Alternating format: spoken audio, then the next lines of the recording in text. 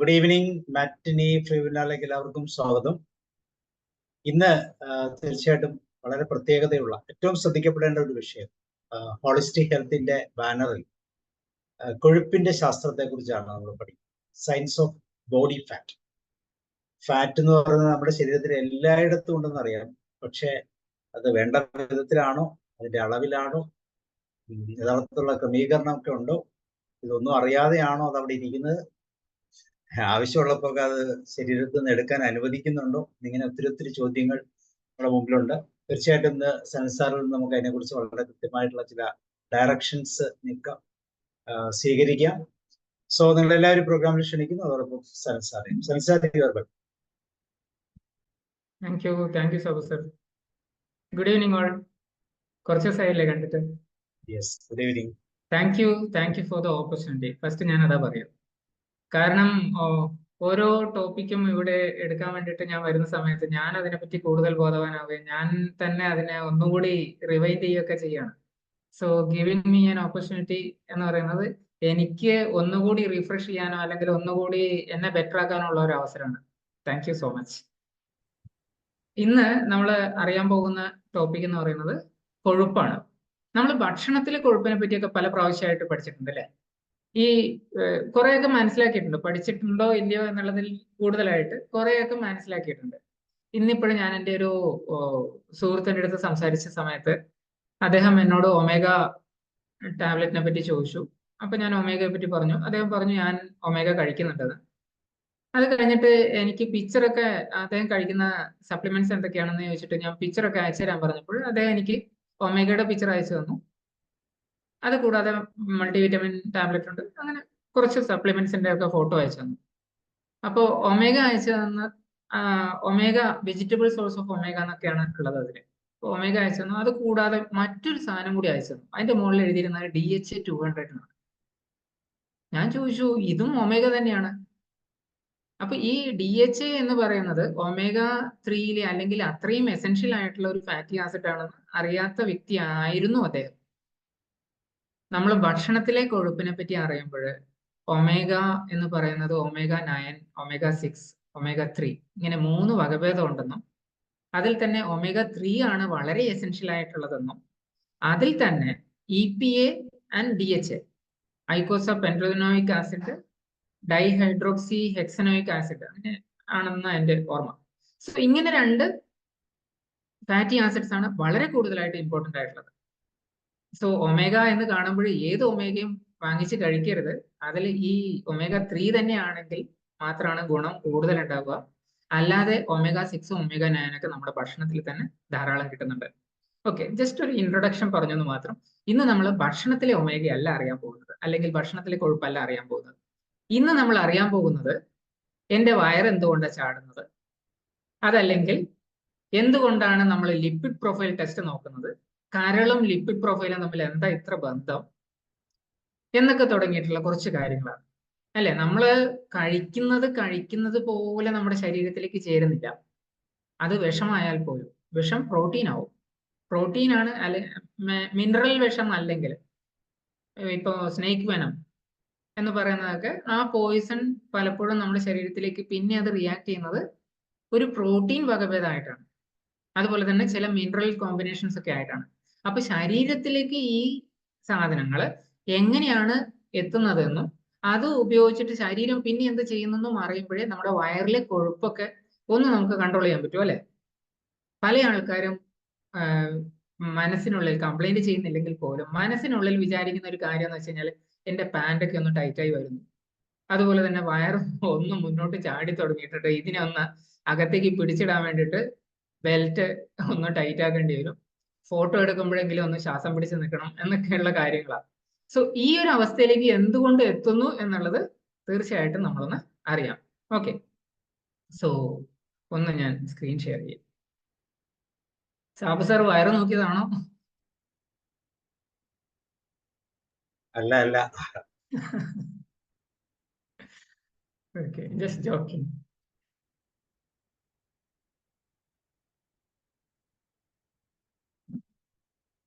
ഒരു മിനിറ്റ്.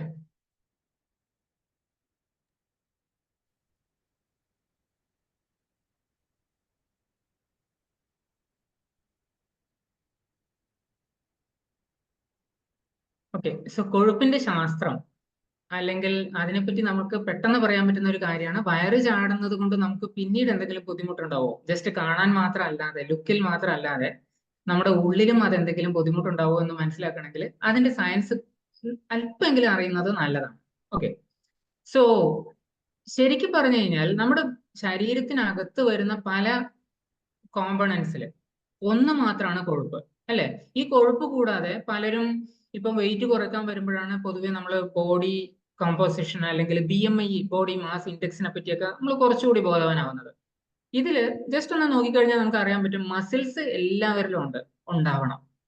അതുപോലെ തന്നെ നമുക്ക് വളരെ ഇമ്പോർട്ടന്റ് ആയിട്ടുള്ള മറ്റൊരു കാര്യമാണ് ഫാറ്റ്. കൊഴുപ്പ് അത്യാവശ്യമാണ് ശരീരത്തില്. അതിൽ തന്നെ കൊഴുപ്പിന് പല വകഭേദങ്ങളും ഉണ്ട്. എസെൻഷ്യൽ ഫാറ്റും ഉണ്ട്, നോൺ എസെൻഷ്യൽ ഫാറ്റും ഉണ്ട്. അതുപോലെ തന്നെ എല്ലുകളുണ്ട്, പല ഓർഗൻസും അവയവ വ്യവസ്ഥ തന്നെയുണ്ട്, അല്ലെ? ഇത് കൂടാതെ വെള്ളം. സോ ഇങ്ങനെയൊക്കെയുള്ള ഒരു കോമ്പിനേഷനിൽ നമ്മുടെ ബോഡി കമ്പോസിഷൻ ഒന്ന് നമ്മൾ നോക്കിക്കഴിഞ്ഞാൽ നമുക്ക് മനസ്സിലാവും, ജസ്റ്റ് ആ BMI മാത്രമല്ലാതെ ബോഡി കമ്പോസിഷൻ ആണ് നമുക്ക് കുറച്ചുകൂടി ബെറ്റർ ആയിട്ട് ആവശ്യം വരിക. കാരണം മസിൽ കൂടിയ ഒരാളില്, മീൻസ് അങ്ങനെ വർക്കൗട്ട് ചെയ്യുന്ന അല്ലെങ്കിൽ ജിമ്മിൽ പോകുന്ന ഒരാളില് നോക്കിക്കഴിഞ്ഞാൽ കൂടുതൽ മസിൽസ് ഉണ്ടാവും, ഫാറ്റ് പൊതുവെ കുറവായിരിക്കും. അതുകൊണ്ട് തന്നെ ഒരുപക്ഷെ അദ്ദേഹത്തിന്റെ BMI 25 30 ഒക്കെ ആവാം. വളരെ പ്രശസ്തനായ ഒരു ആക്ടർ, അദ്ദേഹം വേൾഡ് റെസ്ലിംഗ് വേൾഡ് ലെവലില്, ഇന്റർനാഷണൽ ലെവലിൽ തന്നെ അദ്ദേഹം ബോഡി ബിൽഡർ ആയിരുന്ന സമയത്ത് അദ്ദേഹത്തിന്റെ BMI 30, അർണോൾഡ് ഷ്വാസ്നിഗർ. സോ ആ ഒരു ലെവലിലൊക്കെ വരുന്ന സമയത്ത് നമ്മൾ ജസ്റ്റ് BMI നോക്കിക്കഴിഞ്ഞാൽ അദ്ദേഹം ഹെൽത്തി ആണോ അല്ലയോ എന്ന് പറയാൻ ബുദ്ധിമുട്ടും. അതിന് പകരം നമ്മൾ ബോഡി കമ്പോസിഷൻ നോക്കുന്നതാണ് വളരെ ഗുണകരമാവുക. സോ ഈ ബോഡി കമ്പോസിഷൻ നോക്കുന്ന സമയത്ത് നമുക്ക് ഇത് പല കാര്യത്തിലും ബെനിഫിറ്റ് ആവുന്നുണ്ട്. ബേസിക്കലി വെയിറ്റ് ലോസ് തന്നെ. അപ്പൊ ശരിയായ രീതിയിൽ വെയിറ്റ് ലോസ് നമ്മൾ ചെയ്യുന്നുണ്ടോ എന്ന് മനസ്സിലാക്കാൻ അത് സഹായിക്കും. അതുപോലെ തന്നെ മറ്റൊരു പ്രധാനപ്പെട്ട ഫാക്ടറാണ്, ചില ലൈഫ് സ്റ്റൈൽ ഡിസീസസിൽ നിന്ന് നമുക്ക് റിക്കവർ ചെയ്യാൻ വേണ്ടിയിട്ട് എന്ത് ചെയ്യണം, അല്ലെങ്കിൽ എന്ത് തരത്തിലുള്ള ഹെൽത്തി ആയിരിക്കാൻ എന്ത് തരത്തിലുള്ള ഡയറ്റ് പാറ്റേൺ നമ്മൾ ഫോളോ ചെയ്യണം, അല്ലെങ്കിൽ ഒരു ഡയറ്റ് പ്രിപ്പറേഷൻ, ന്യൂട്രീഷൻ മാത്രമല്ല ഒരു ഡയറ്റ് പ്രിപ്പറേഷൻ ചെയ്യുന്ന സമയത്ത് നമുക്ക് എങ്ങനെ അത് കൊണ്ടുപോകണം എന്നൊക്കെ മനസ്സിലാവാൻ ഈ ബോഡി കമ്പോസിഷൻ ആണ് കൂടുതലായിട്ട് സഹായിക്കുക. ഒപ്പം തന്നെ ശരീരത്തിന്റെ ഫിറ്റ്നസും വളരെ ഇമ്പോർട്ടന്റ് ആണ്, അല്ലെ? സോ ഇതില് ഈ ഒരു വകഭേദം എന്തുകൊണ്ടാണ് കൂടുതലായിട്ടും വരുന്നതെന്ന് വെച്ച് കഴിഞ്ഞാൽ, നമുക്കിവിടെ ഒരു പിക്ചർ കൊടുത്തിട്ടുണ്ട്. 1 കിലോ ഫാറ്റ്, 1 കിലോ എന്നൊന്നും കൂട്ടണ്ട, ഒരു പെർട്ടിക്കുലർ വെയിറ്റിലുള്ള കൊഴുപ്പ്, അതുപോലെ തന്നെ ഒരു അതേ പെർട്ടിക്കുലർ വെയിറ്റിലുള്ള മസിൽ. ഇത് രണ്ടും നോക്കിക്കഴിഞ്ഞാൽ മസിലിന്റെ അളവ് കുറവും, അല്ലെങ്കിൽ മസിലിന്റെ ആ ഒരു സൈസ് നോക്കുമ്പോൾ കുറവും, കൊഴുപ്പിന്റെ അളവ് കൂടുതലായിരിക്കും. രണ്ടിനും വെയിറ്റ് ഒന്ന് തന്നെയാണ്. എന്ന് വെച്ച് കഴിഞ്ഞാൽ ഒരുപക്ഷെ പഞ്ഞിയും ഇരുമ്പും പോലെ നമുക്ക് അതിനെ കണക്കാക്കാൻ പറ്റും. ഓക്കെ, ഈ ഒരു കാര്യം കൊണ്ട് തന്നെ ഒരേ വെയിറ്റിലുള്ള ആള് ഒരുപക്ഷെ വളരെ ഫാറ്റി ആയിട്ട് നമുക്ക് അപ്പിയർ ചെയ്യാം, നമ്മുടെ മുന്നിൽ വളരെ തടി കൂടിയ ഒരാളായിട്ട് ചിലപ്പോൾ തോന്നുന്നുണ്ടാവും. അതുപോലെ തന്നെ അതേ വെയിറ്റിലുള്ള മറ്റൊരാള് വളരെ മസ്കുലൈൻ ബോഡി ആയിട്ട് വളരെ ഹെൽത്തി ആയിട്ട് നമുക്ക് ഫീൽ ചെയ്യുന്നുണ്ടാവും. ഓക്കെ, സോ എങ്ങനെയാണ് ഈ ഒരു കാര്യം നമ്മുടെ ശരീരത്തിൽ വർക്ക് ആവുന്നതെന്ന് വെച്ച് കഴിഞ്ഞാല്, ഇതിന്റെ കൂടെ പ്രധാനപ്പെട്ട ഒരു ഫാക്ടർ വരുന്നത് ബേസൽ മെറ്റബോളിക് റേറ്റ് എന്ന് പറഞ്ഞാൽ, നമ്മൾ ഭക്ഷണം കഴിക്കുന്നു, ഈ ഭക്ഷണത്തിൽ നിന്ന് ഊർജ്ജം ഉണ്ടാവും. ഈ ഊർജം നമ്മുടെ ദൈനംദിന പ്രവർത്തനങ്ങൾക്ക് ഉപയോഗിക്കും. എന്ന് വെച്ച് കഴിഞ്ഞാൽ ജസ്റ്റ് എന്റെ ആക്ടിവിറ്റി അല്ലെങ്കിൽ ഇപ്പൊ സംസാരിക്കുന്ന രീതി മാത്രമല്ല, ഞാനിപ്പോ അനങ്ങാതെ ഇരിക്കുകയാണെങ്കിൽ പോലും എന്റെ ഹേർട്ട് ബീറ്റ് ഉണ്ട്, എന്റെ ലിവർ ഫംഗ്ഷനിങ്, കിഡ്നി ഫംഗ്ഷനിങ്, അതുപോലെ തന്നെ ബ്ലഡ് സർക്കുലേഷൻ, ശ്വാസം കഴിക്കുക, ഇങ്ങനെ തുടങ്ങിയിട്ടുള്ള എല്ലാം, ഇൻക്ലൂഡിങ് ബോഡി ടെമ്പറേച്ചർ, ഇതിനൊക്കെ വേണ്ടിയിട്ട് ഒരു പെർട്ടിക്കുലർ കലോറി ആവശ്യമുണ്ട്. ഈ കലോറിയെ പൊതുവെ പറയുന്നത് BMR എന്നാണ്, ബേസൽ മെറ്റബോളിക് റേറ്റ്. ഇതും റെസ്റ്റിംഗ് മെറ്റബോളിക് റേറ്റ് കൊണ്ട് ആക്ച്വലി എത്രയാണ് കൺസ്യൂം ചെയ്യുന്നതെന്ന് വെച്ചിട്ട് ഇത് രണ്ടും തമ്മിൽ അപ്രോക്സിമേറ്റ്ലി ഒരു 10% ഒക്കെ വ്യത്യാസം ഉണ്ടാവുള്ളൂ എന്ന് കൂട്ടിക്കോളും. ഈ ബേസൽ മെറ്റബോളിക് റേറ്റിന് അപ്രോക്സിമേറ്റ്ലി നമുക്ക് ആവശ്യമുള്ളത് 70% എനർജിയാണ്, നമ്മൾ കഴിക്കുന്ന ഭക്ഷണത്തിലെ കലോറിയുടെ 70%. അതുപോലെ തന്നെ ഫിസിക്കൽ ആക്ടിവിറ്റിക്ക് അപ്രോക്സിമേറ്റ്ലി, അതിപ്പോ നമ്മൾ രണ്ട് തരത്തിലുള്ള ഫിസിക്കൽ ആക്ടിവിറ്റിയാണ് പൊതുവെ പറയാം. ഒന്നെന്ന് പറഞ്ഞു കഴിഞ്ഞാൽ എക്സസൈസ് ഇൻവോൾവ് ചെയ്യുന്ന, അല്ലെങ്കിൽ കുറച്ചുകൂടി നീറ്റ് എന്ന് പറയും, എക്സസൈസ് ആക്ടിവിറ്റി തെർമോജെനിസിസ്. അതുകൊണ്ട് നമുക്ക് ടെമ്പറേച്ചർ ജനറേറ്റ് ആവും, അല്ലെങ്കിൽ ബോഡിയിലത്തെ ഊർജം യൂസ് ചെയ്യപ്പെടും. ഓക്കെ, ഇതാണ് ഒന്നാമത്തത്. രണ്ടാമത്തത്, ഒരു സെക്കൻഡ് ഹോൾഡ് ചെയ്യണേ. ഹലോ, ഞാൻ ഇപ്പൊ തരാം. ഒറ്റ ബോക്സ്, ഒരു ബോക്സ് ഇപ്പൊ തരാം.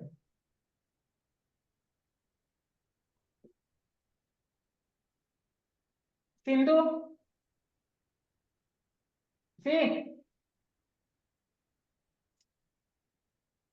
ആ വേണ്ടോ?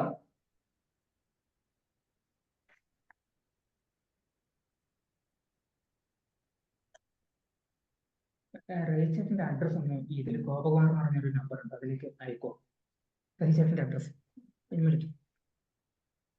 സോറി, ഞാനതൊരു അർജന്റ് ആയിട്ടൊരു കൊറിയറിൻ്റെതായിരുന്നു. ഓക്കെ, കണ്ടിന്യൂ ചെയ്യാം അല്ലെ. സോ എക്സസൈസ് ആക്ടിവിറ്റി തെർമോജെനിസിസ് എന്ന് പറയുന്ന ഒരു ഈറ്റ് പ്രോസസ്സും ഉണ്ട്, അതുപോലെ തന്നെ നീറ്റ് ഉണ്ട്. നോൺ എക്സസൈസ് ആക്ടിവിറ്റി നമ്മളങ്ങനെ ഒരു പ്ലാന്റ് മൂവ്മെന്റ് ഒന്നും അല്ല, പക്ഷെ നമുക്ക് നോർമലി നമ്മുടെ ഡെയിലി ഒരു പക്ഷെ വെള്ളം കുടിക്കുക, അല്ലെങ്കിൽ ഞാനിപ്പോ സംസാരിക്കുക, ഇതൊക്കെ ഒരു ആക്ടിവിറ്റിയിൽ പെടുന്നതാണ്. കൈ അനക്കുക, നോർമൽ നമ്മുടെ മൂവ്മെന്റ്സിനൊക്കെ വേണ്ടിയിട്ട് ആവശ്യമുള്ള ഒരു ഊർജം. ഇത് രണ്ടും നമ്മുടെ ശരീരത്തിലുണ്ട്. ഇത് കൂടാതെ ഒന്നാണ് ഫുഡ്. നമ്മൾ ഭക്ഷണം കഴിക്കുന്നില്ലേ, ഈ ഭക്ഷണത്തിന്റെ ഊർജം ശരീരത്തിന് ഉപയോഗിക്കാൻ പറ്റണമെങ്കിൽ അതിന് ദഹനം നടക്കണം, ആഗിരണം നടക്കണം. ഈ രണ്ട് കാര്യങ്ങളും നമ്മുടെ ശരീരത്തിൽ നടക്കുന്ന ഒരു രീതിക്ക് നമ്മുടെ മീൻസ് ഭക്ഷണത്തിന്റെ ദഹനം, ആഗിരണം ഇത് നടക്കുന്നതിന് പറയുന്നത് ഫുഡുമായിട്ട് ബന്ധപ്പെട്ടിട്ടുള്ള തെർമോജെനിസിസ് എന്നാണ്. ഓക്കെ, സോ ഈ ഒരു ഇതില് ഫുഡുമായിട്ട് ബന്ധപ്പെട്ടിട്ടുള്ളതില് നമുക്ക് അപ്രോക്സിമേറ്റ്ലി 10% ഊർജം ചെലവാകുന്നുണ്ട്. ഈ 10% ഊർജം വരുന്നത് പ്രോട്ടീൻ ഭക്ഷണങ്ങളിൽ നിന്നും, ഫാറ്റിൽ നിന്നും, കാർബോഹൈഡ്രേറ്റിൽ നിന്നുമാണ്. അതിൽ ഏറ്റവും കുറവ് മാത്രം ഊർജം ആവശ്യമുള്ള ദഹനം കൊഴുപ്പിൻ്റെതാണ്. പിന്നീട് ഓൾമോസ്റ്റ് 3% മാത്രമേ വരുന്നുള്ളൂ. പിന്നീട് വരുന്നത് കാർബോഹൈഡ്രേറ്റ് മെറ്റബോളിസം ആണ്. അതുപോലെ ഏറ്റവും കൂടുതലായിട്ട് ആവശ്യം വരുന്നത് പ്രോട്ടീൻ മെറ്റബോളിസത്തിനാണ്. പ്രോട്ടീനിന് വേണ്ടിയിട്ട് അപ്രോക്സിമേറ്റ്ലി 20 മുതൽ 30% വരെ നമ്മുടെ ഭക്ഷണവുമായിട്ട് ബന്ധപ്പെട്ടിട്ടുള്ള ഊർജത്തിന്റെ യൂസേജ് വരുന്നുണ്ട്. സോ നമ്മൾ പ്രോട്ടീൻ കൂടുതൽ കഴിച്ചു കഴിഞ്ഞാൽ എന്ത് ഉണ്ടാവും? നമ്മുടെ ബോഡിയുടെ കലോറി കൺസംഷൻ കൂടുതലാവും. ഓക്കെ, ഇതെന്തിനാ ഞാൻ പറഞ്ഞതെന്ന് വെച്ച് കഴിഞ്ഞാൽ, നമുക്ക് കൊഴുപ്പ് മാത്രം കഴിച്ചത് കൊണ്ടല്ല നമ്മുടെ ശരീരത്തിൽ കലോറി ബാലൻസ് ആവുന്നത്, നമ്മൾ പ്രോട്ടീനും ആ സമീകൃത ആഹാരത്തിന്റെ ഇമ്പോർട്ടൻസ് കൂടി സൂചിപ്പിക്കാൻ വേണ്ടിയിട്ടാണ്. ഓക്കെ, ഇവിടെ ഈ ബേസൽ മെറ്റബോളിക് റേറ്റുമായിട്ട് ബന്ധപ്പെട്ടിട്ട് 1 മണിക്കൂർ കഴിഞ്ഞു കഴിഞ്ഞാൽ, 2 മണിക്കൂർ കഴിഞ്ഞു കഴിഞ്ഞാൽ നമ്മുടെ ഊർജം ഉപയോഗം എങ്ങനെ എന്നുള്ളതിന്റെ കുറച്ചുകൂടി ഡെപ്തിൽ ഒരു ഗ്രാഫിക്കൽ എക്സ്പ്ലനേഷനും കൊടുത്തിട്ടുണ്ട്. ഓക്കെ, സോ നെക്സ്റ്റ് നമുക്ക് ഈ ബേസൽ മെറ്റബോളിക് റേറ്റ് ഇല്ലേ, അതിനെ ഒന്ന് നമ്മൾ കൂട്ടുകയാണെങ്കിൽ നമ്മുടെ ശരീരത്തിലെ ഊർജ ഉപയോഗം നടക്കൂലേ? കൂടുതൽ നടക്കും അല്ലെ? ഒരു സെക്കൻഡ്,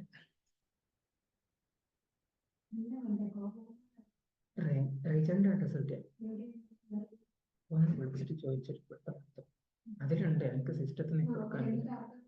എന്നിട്ട് Gopakumar courier, DTDC courier. Okay, so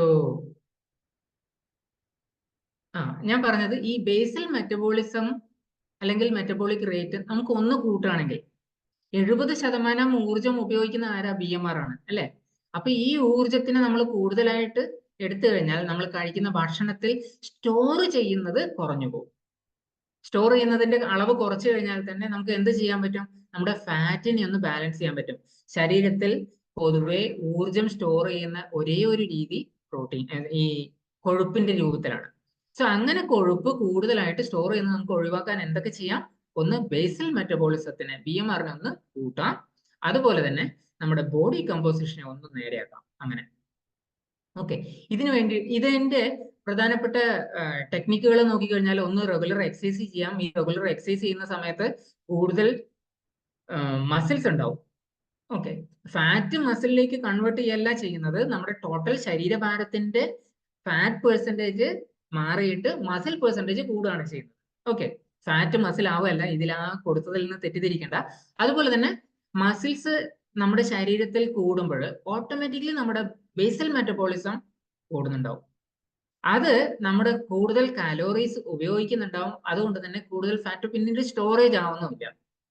ഇത് നാച്ചുറലി നമ്മുടെ വെയിറ്റ് ലോസിന് വേണ്ടിയിട്ടും അതുപോലെ തന്നെ നമ്മുടെ ബോഡി ബാലൻസും ബോഡി കമ്പോസിഷനും ഒക്കെ ഒന്ന് കൺട്രോൾ ചെയ്യാൻ വേണ്ടിയിട്ടും ഒക്കെ വളരെ ഹെൽപ്ഫുൾ ആണ്. ഓക്കെ, സോ എത്രത്തോളം ആയിരിക്കണം നമ്മുടെ BMR? നോർമലി BMR-നെ പറ്റിയിട്ട് പല കണക്കുകളും ഉണ്ട്. അതിൽ ഏറ്റവും എളുപ്പത്തിൽ അല്ലെങ്കിൽ ഏറ്റവും അപ്രോപ്രിയേറ്റ് ആയിട്ട് നമുക്ക് പറയാൻ പറ്റുന്ന ഒരു ഫോർമുല എന്ന് പറയുന്നത് ഹാരിസ് ബെനഡിക്ട് ഫോർമുലയാണ്. ഈ BMR-നെ വളരെ സിമ്പിൾ ആയിട്ട് നമ്മുടെ ബോഡി വെയിറ്റുമായിട്ട് തട്ടിച്ചിട്ടാണ് അതിൽ പറയുന്നത്. എങ്ങനെയാന്ന് വെച്ച് കഴിഞ്ഞാൽ നമ്മുടെ എക്സസൈസ് പാറ്റേൺ എത്രയുണ്ടോ ഈ എക്സസൈസ് പാറ്റേണിനെ 1.2 കൊണ്ട് ഗുണിച്ചു കഴിഞ്ഞാൽ, നമ്മളിപ്പോ വളരെ വളരെ സെഡൻഡറി ലൈഫ്, ഒട്ടും വ്യായാമം ഇല്ലാത്ത ഒരാളാണെങ്കിൽ അയാളുടെ നോർമൽ ബോഡി വെയിറ്റ് ഉണ്ടല്ലോ, ഈ ബോഡി വെയിറ്റിനെ ഒരു പെർട്ടിക്കുലർ മെഷർമെന്റ് കൊണ്ട് മൾട്ടിപ്ലൈ ചെയ്തിട്ട് നമുക്ക് അപ്രോക്സിമേറ്റ് മീൻസ് ഒരു 2.6 എന്ന് പറയുന്ന ഒരു രീതിയിലാണ് വരുന്നത്. അതിനെ പൗണ്ടിൽ എടുത്തു കഴിഞ്ഞാൽ 60 പൗണ്ടുള്ള ഒരാൾക്ക് അപ്രോക്സിമേറ്റ്ലി 1600ഓളം വരുന്നുണ്ടാവും അദ്ദേഹത്തിന്റെ ടോട്ടൽ BMR. അപ്പൊ ആ ഒരു രീതിയിൽ ജസ്റ്റ് അതിൽ വ്യായാമം കൂടി ഞാൻ മിക്സ് ചെയ്തിട്ടൊന്ന് എളുപ്പത്തിൽ പറഞ്ഞുതരാം. 1.2 ആണ് നമ്മുടെ നോർമൽ വ്യായാമം ഒന്നും ഇല്ലാത്ത ഒരാളുടെ BMR-ലേക്ക് എത്തുന്നതെങ്കിൽ വളരെ വിഗ്രസ് ആയിട്ട് ഓൾമോസ്റ്റ് എല്ലാ ദിവസവും എക്സസൈസ് ചെയ്തുകൊണ്ടിരിക്കുന്ന ഒരാളാണെങ്കിൽ അയാളിൽ 1.9 ഇൻറ്റു BMR ആണ് ആക്ച്വലി ഉണ്ടാവേണ്ടത്. ഈ ഒരു പാറ്റേണിലേക്ക് എത്തുമ്പം മസിലിന്റെ പെർസെൻറ്റേജ് കൂടുന്നുണ്ടാവും. ഓക്കെ, ഇത് പൂർണ്ണമായിട്ടും മനസ്സിലായിട്ടില്ല എന്ന് എനിക്കറിയാം. ഞാൻ ഒരുപക്ഷെ കുറച്ചുകൂടി ബെറ്റർ ആയിട്ട് ഇത് എക്സ്പ്ലെയിൻ ചെയ്യാൻ അടുത്ത പ്രാവശ്യം ശ്രമിക്കാം. ഓക്കെ, സോ ഫാറ്റ് ശരീരത്തിൽ എന്തിനാണ്? നമ്മൾ കഴിക്കുന്ന ഭക്ഷണത്തിൽ ഉണ്ടെന്ന് പറഞ്ഞു. ഈ ശരീരത്തിലെ ഉള്ള ഫാറ്റ് നമുക്ക് പല രീതിയിലുള്ള ആവശ്യങ്ങൾക്ക് ഉപയോഗപ്പെടുന്നുണ്ട്, അല്ലെ?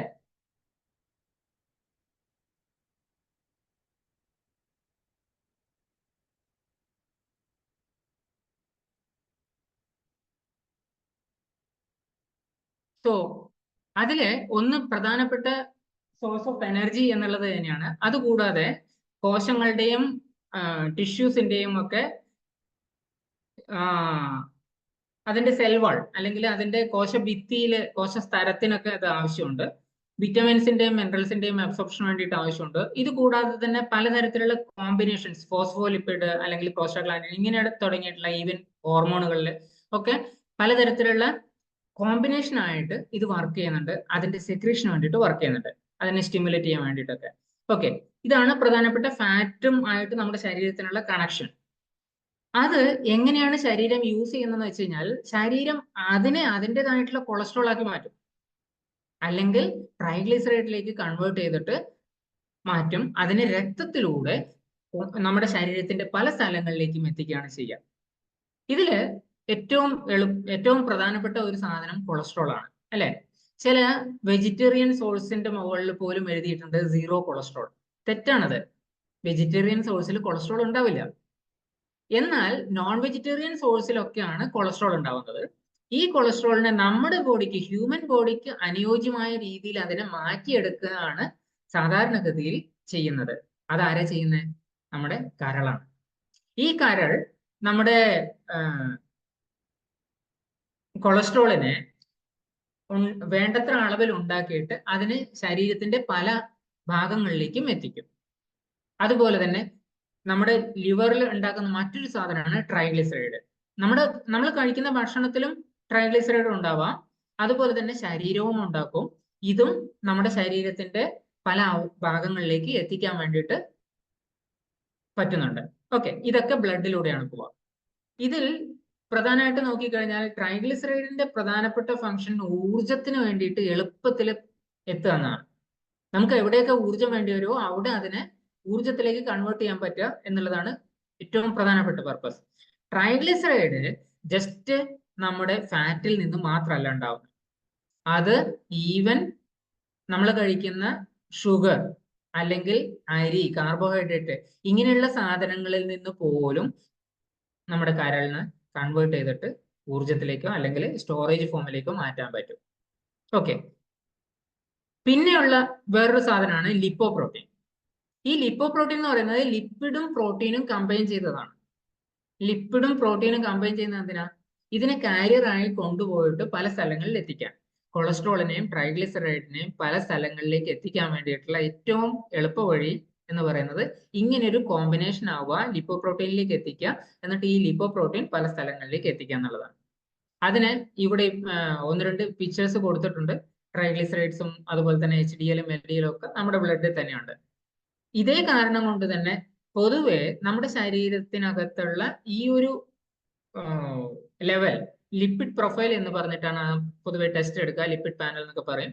ഈ ഒരു അസസ്മെന്റ് ചെയ്യുമ്പോൾ എത്ര കൊളസ്ട്രോൾ ഉണ്ട്, എത്ര ട്രൈഗ്ലിസറൈഡ് ഉണ്ട്, ഇതൊക്കെ ആവശ്യമുണ്ട്, എല്ലാം വേണം. ഓക്കെ. സോ ഈ എന്നാൽ LDL മോശമാണ്, VLDL മോശമാണ്, അപ്പൊ അതിന് പൂർണ്ണമായിട്ട് 0 ആക്കിയേക്കാം? നോ. എന്താ കാരണം എന്നറിയോ? LDLും VLDLും ചെയ്യുന്നത് നമ്മുടെ ശരീരത്തിൽ നിന്ന് ദൂരത്തിലേക്ക് കൊഴുപ്പ് സെല്ലിനെ എത്തിക്കുകയാണ് ചെയ്യുന്നത്. അതേ സമയത്ത് HDL എന്താ ചെയ്യുന്നത്?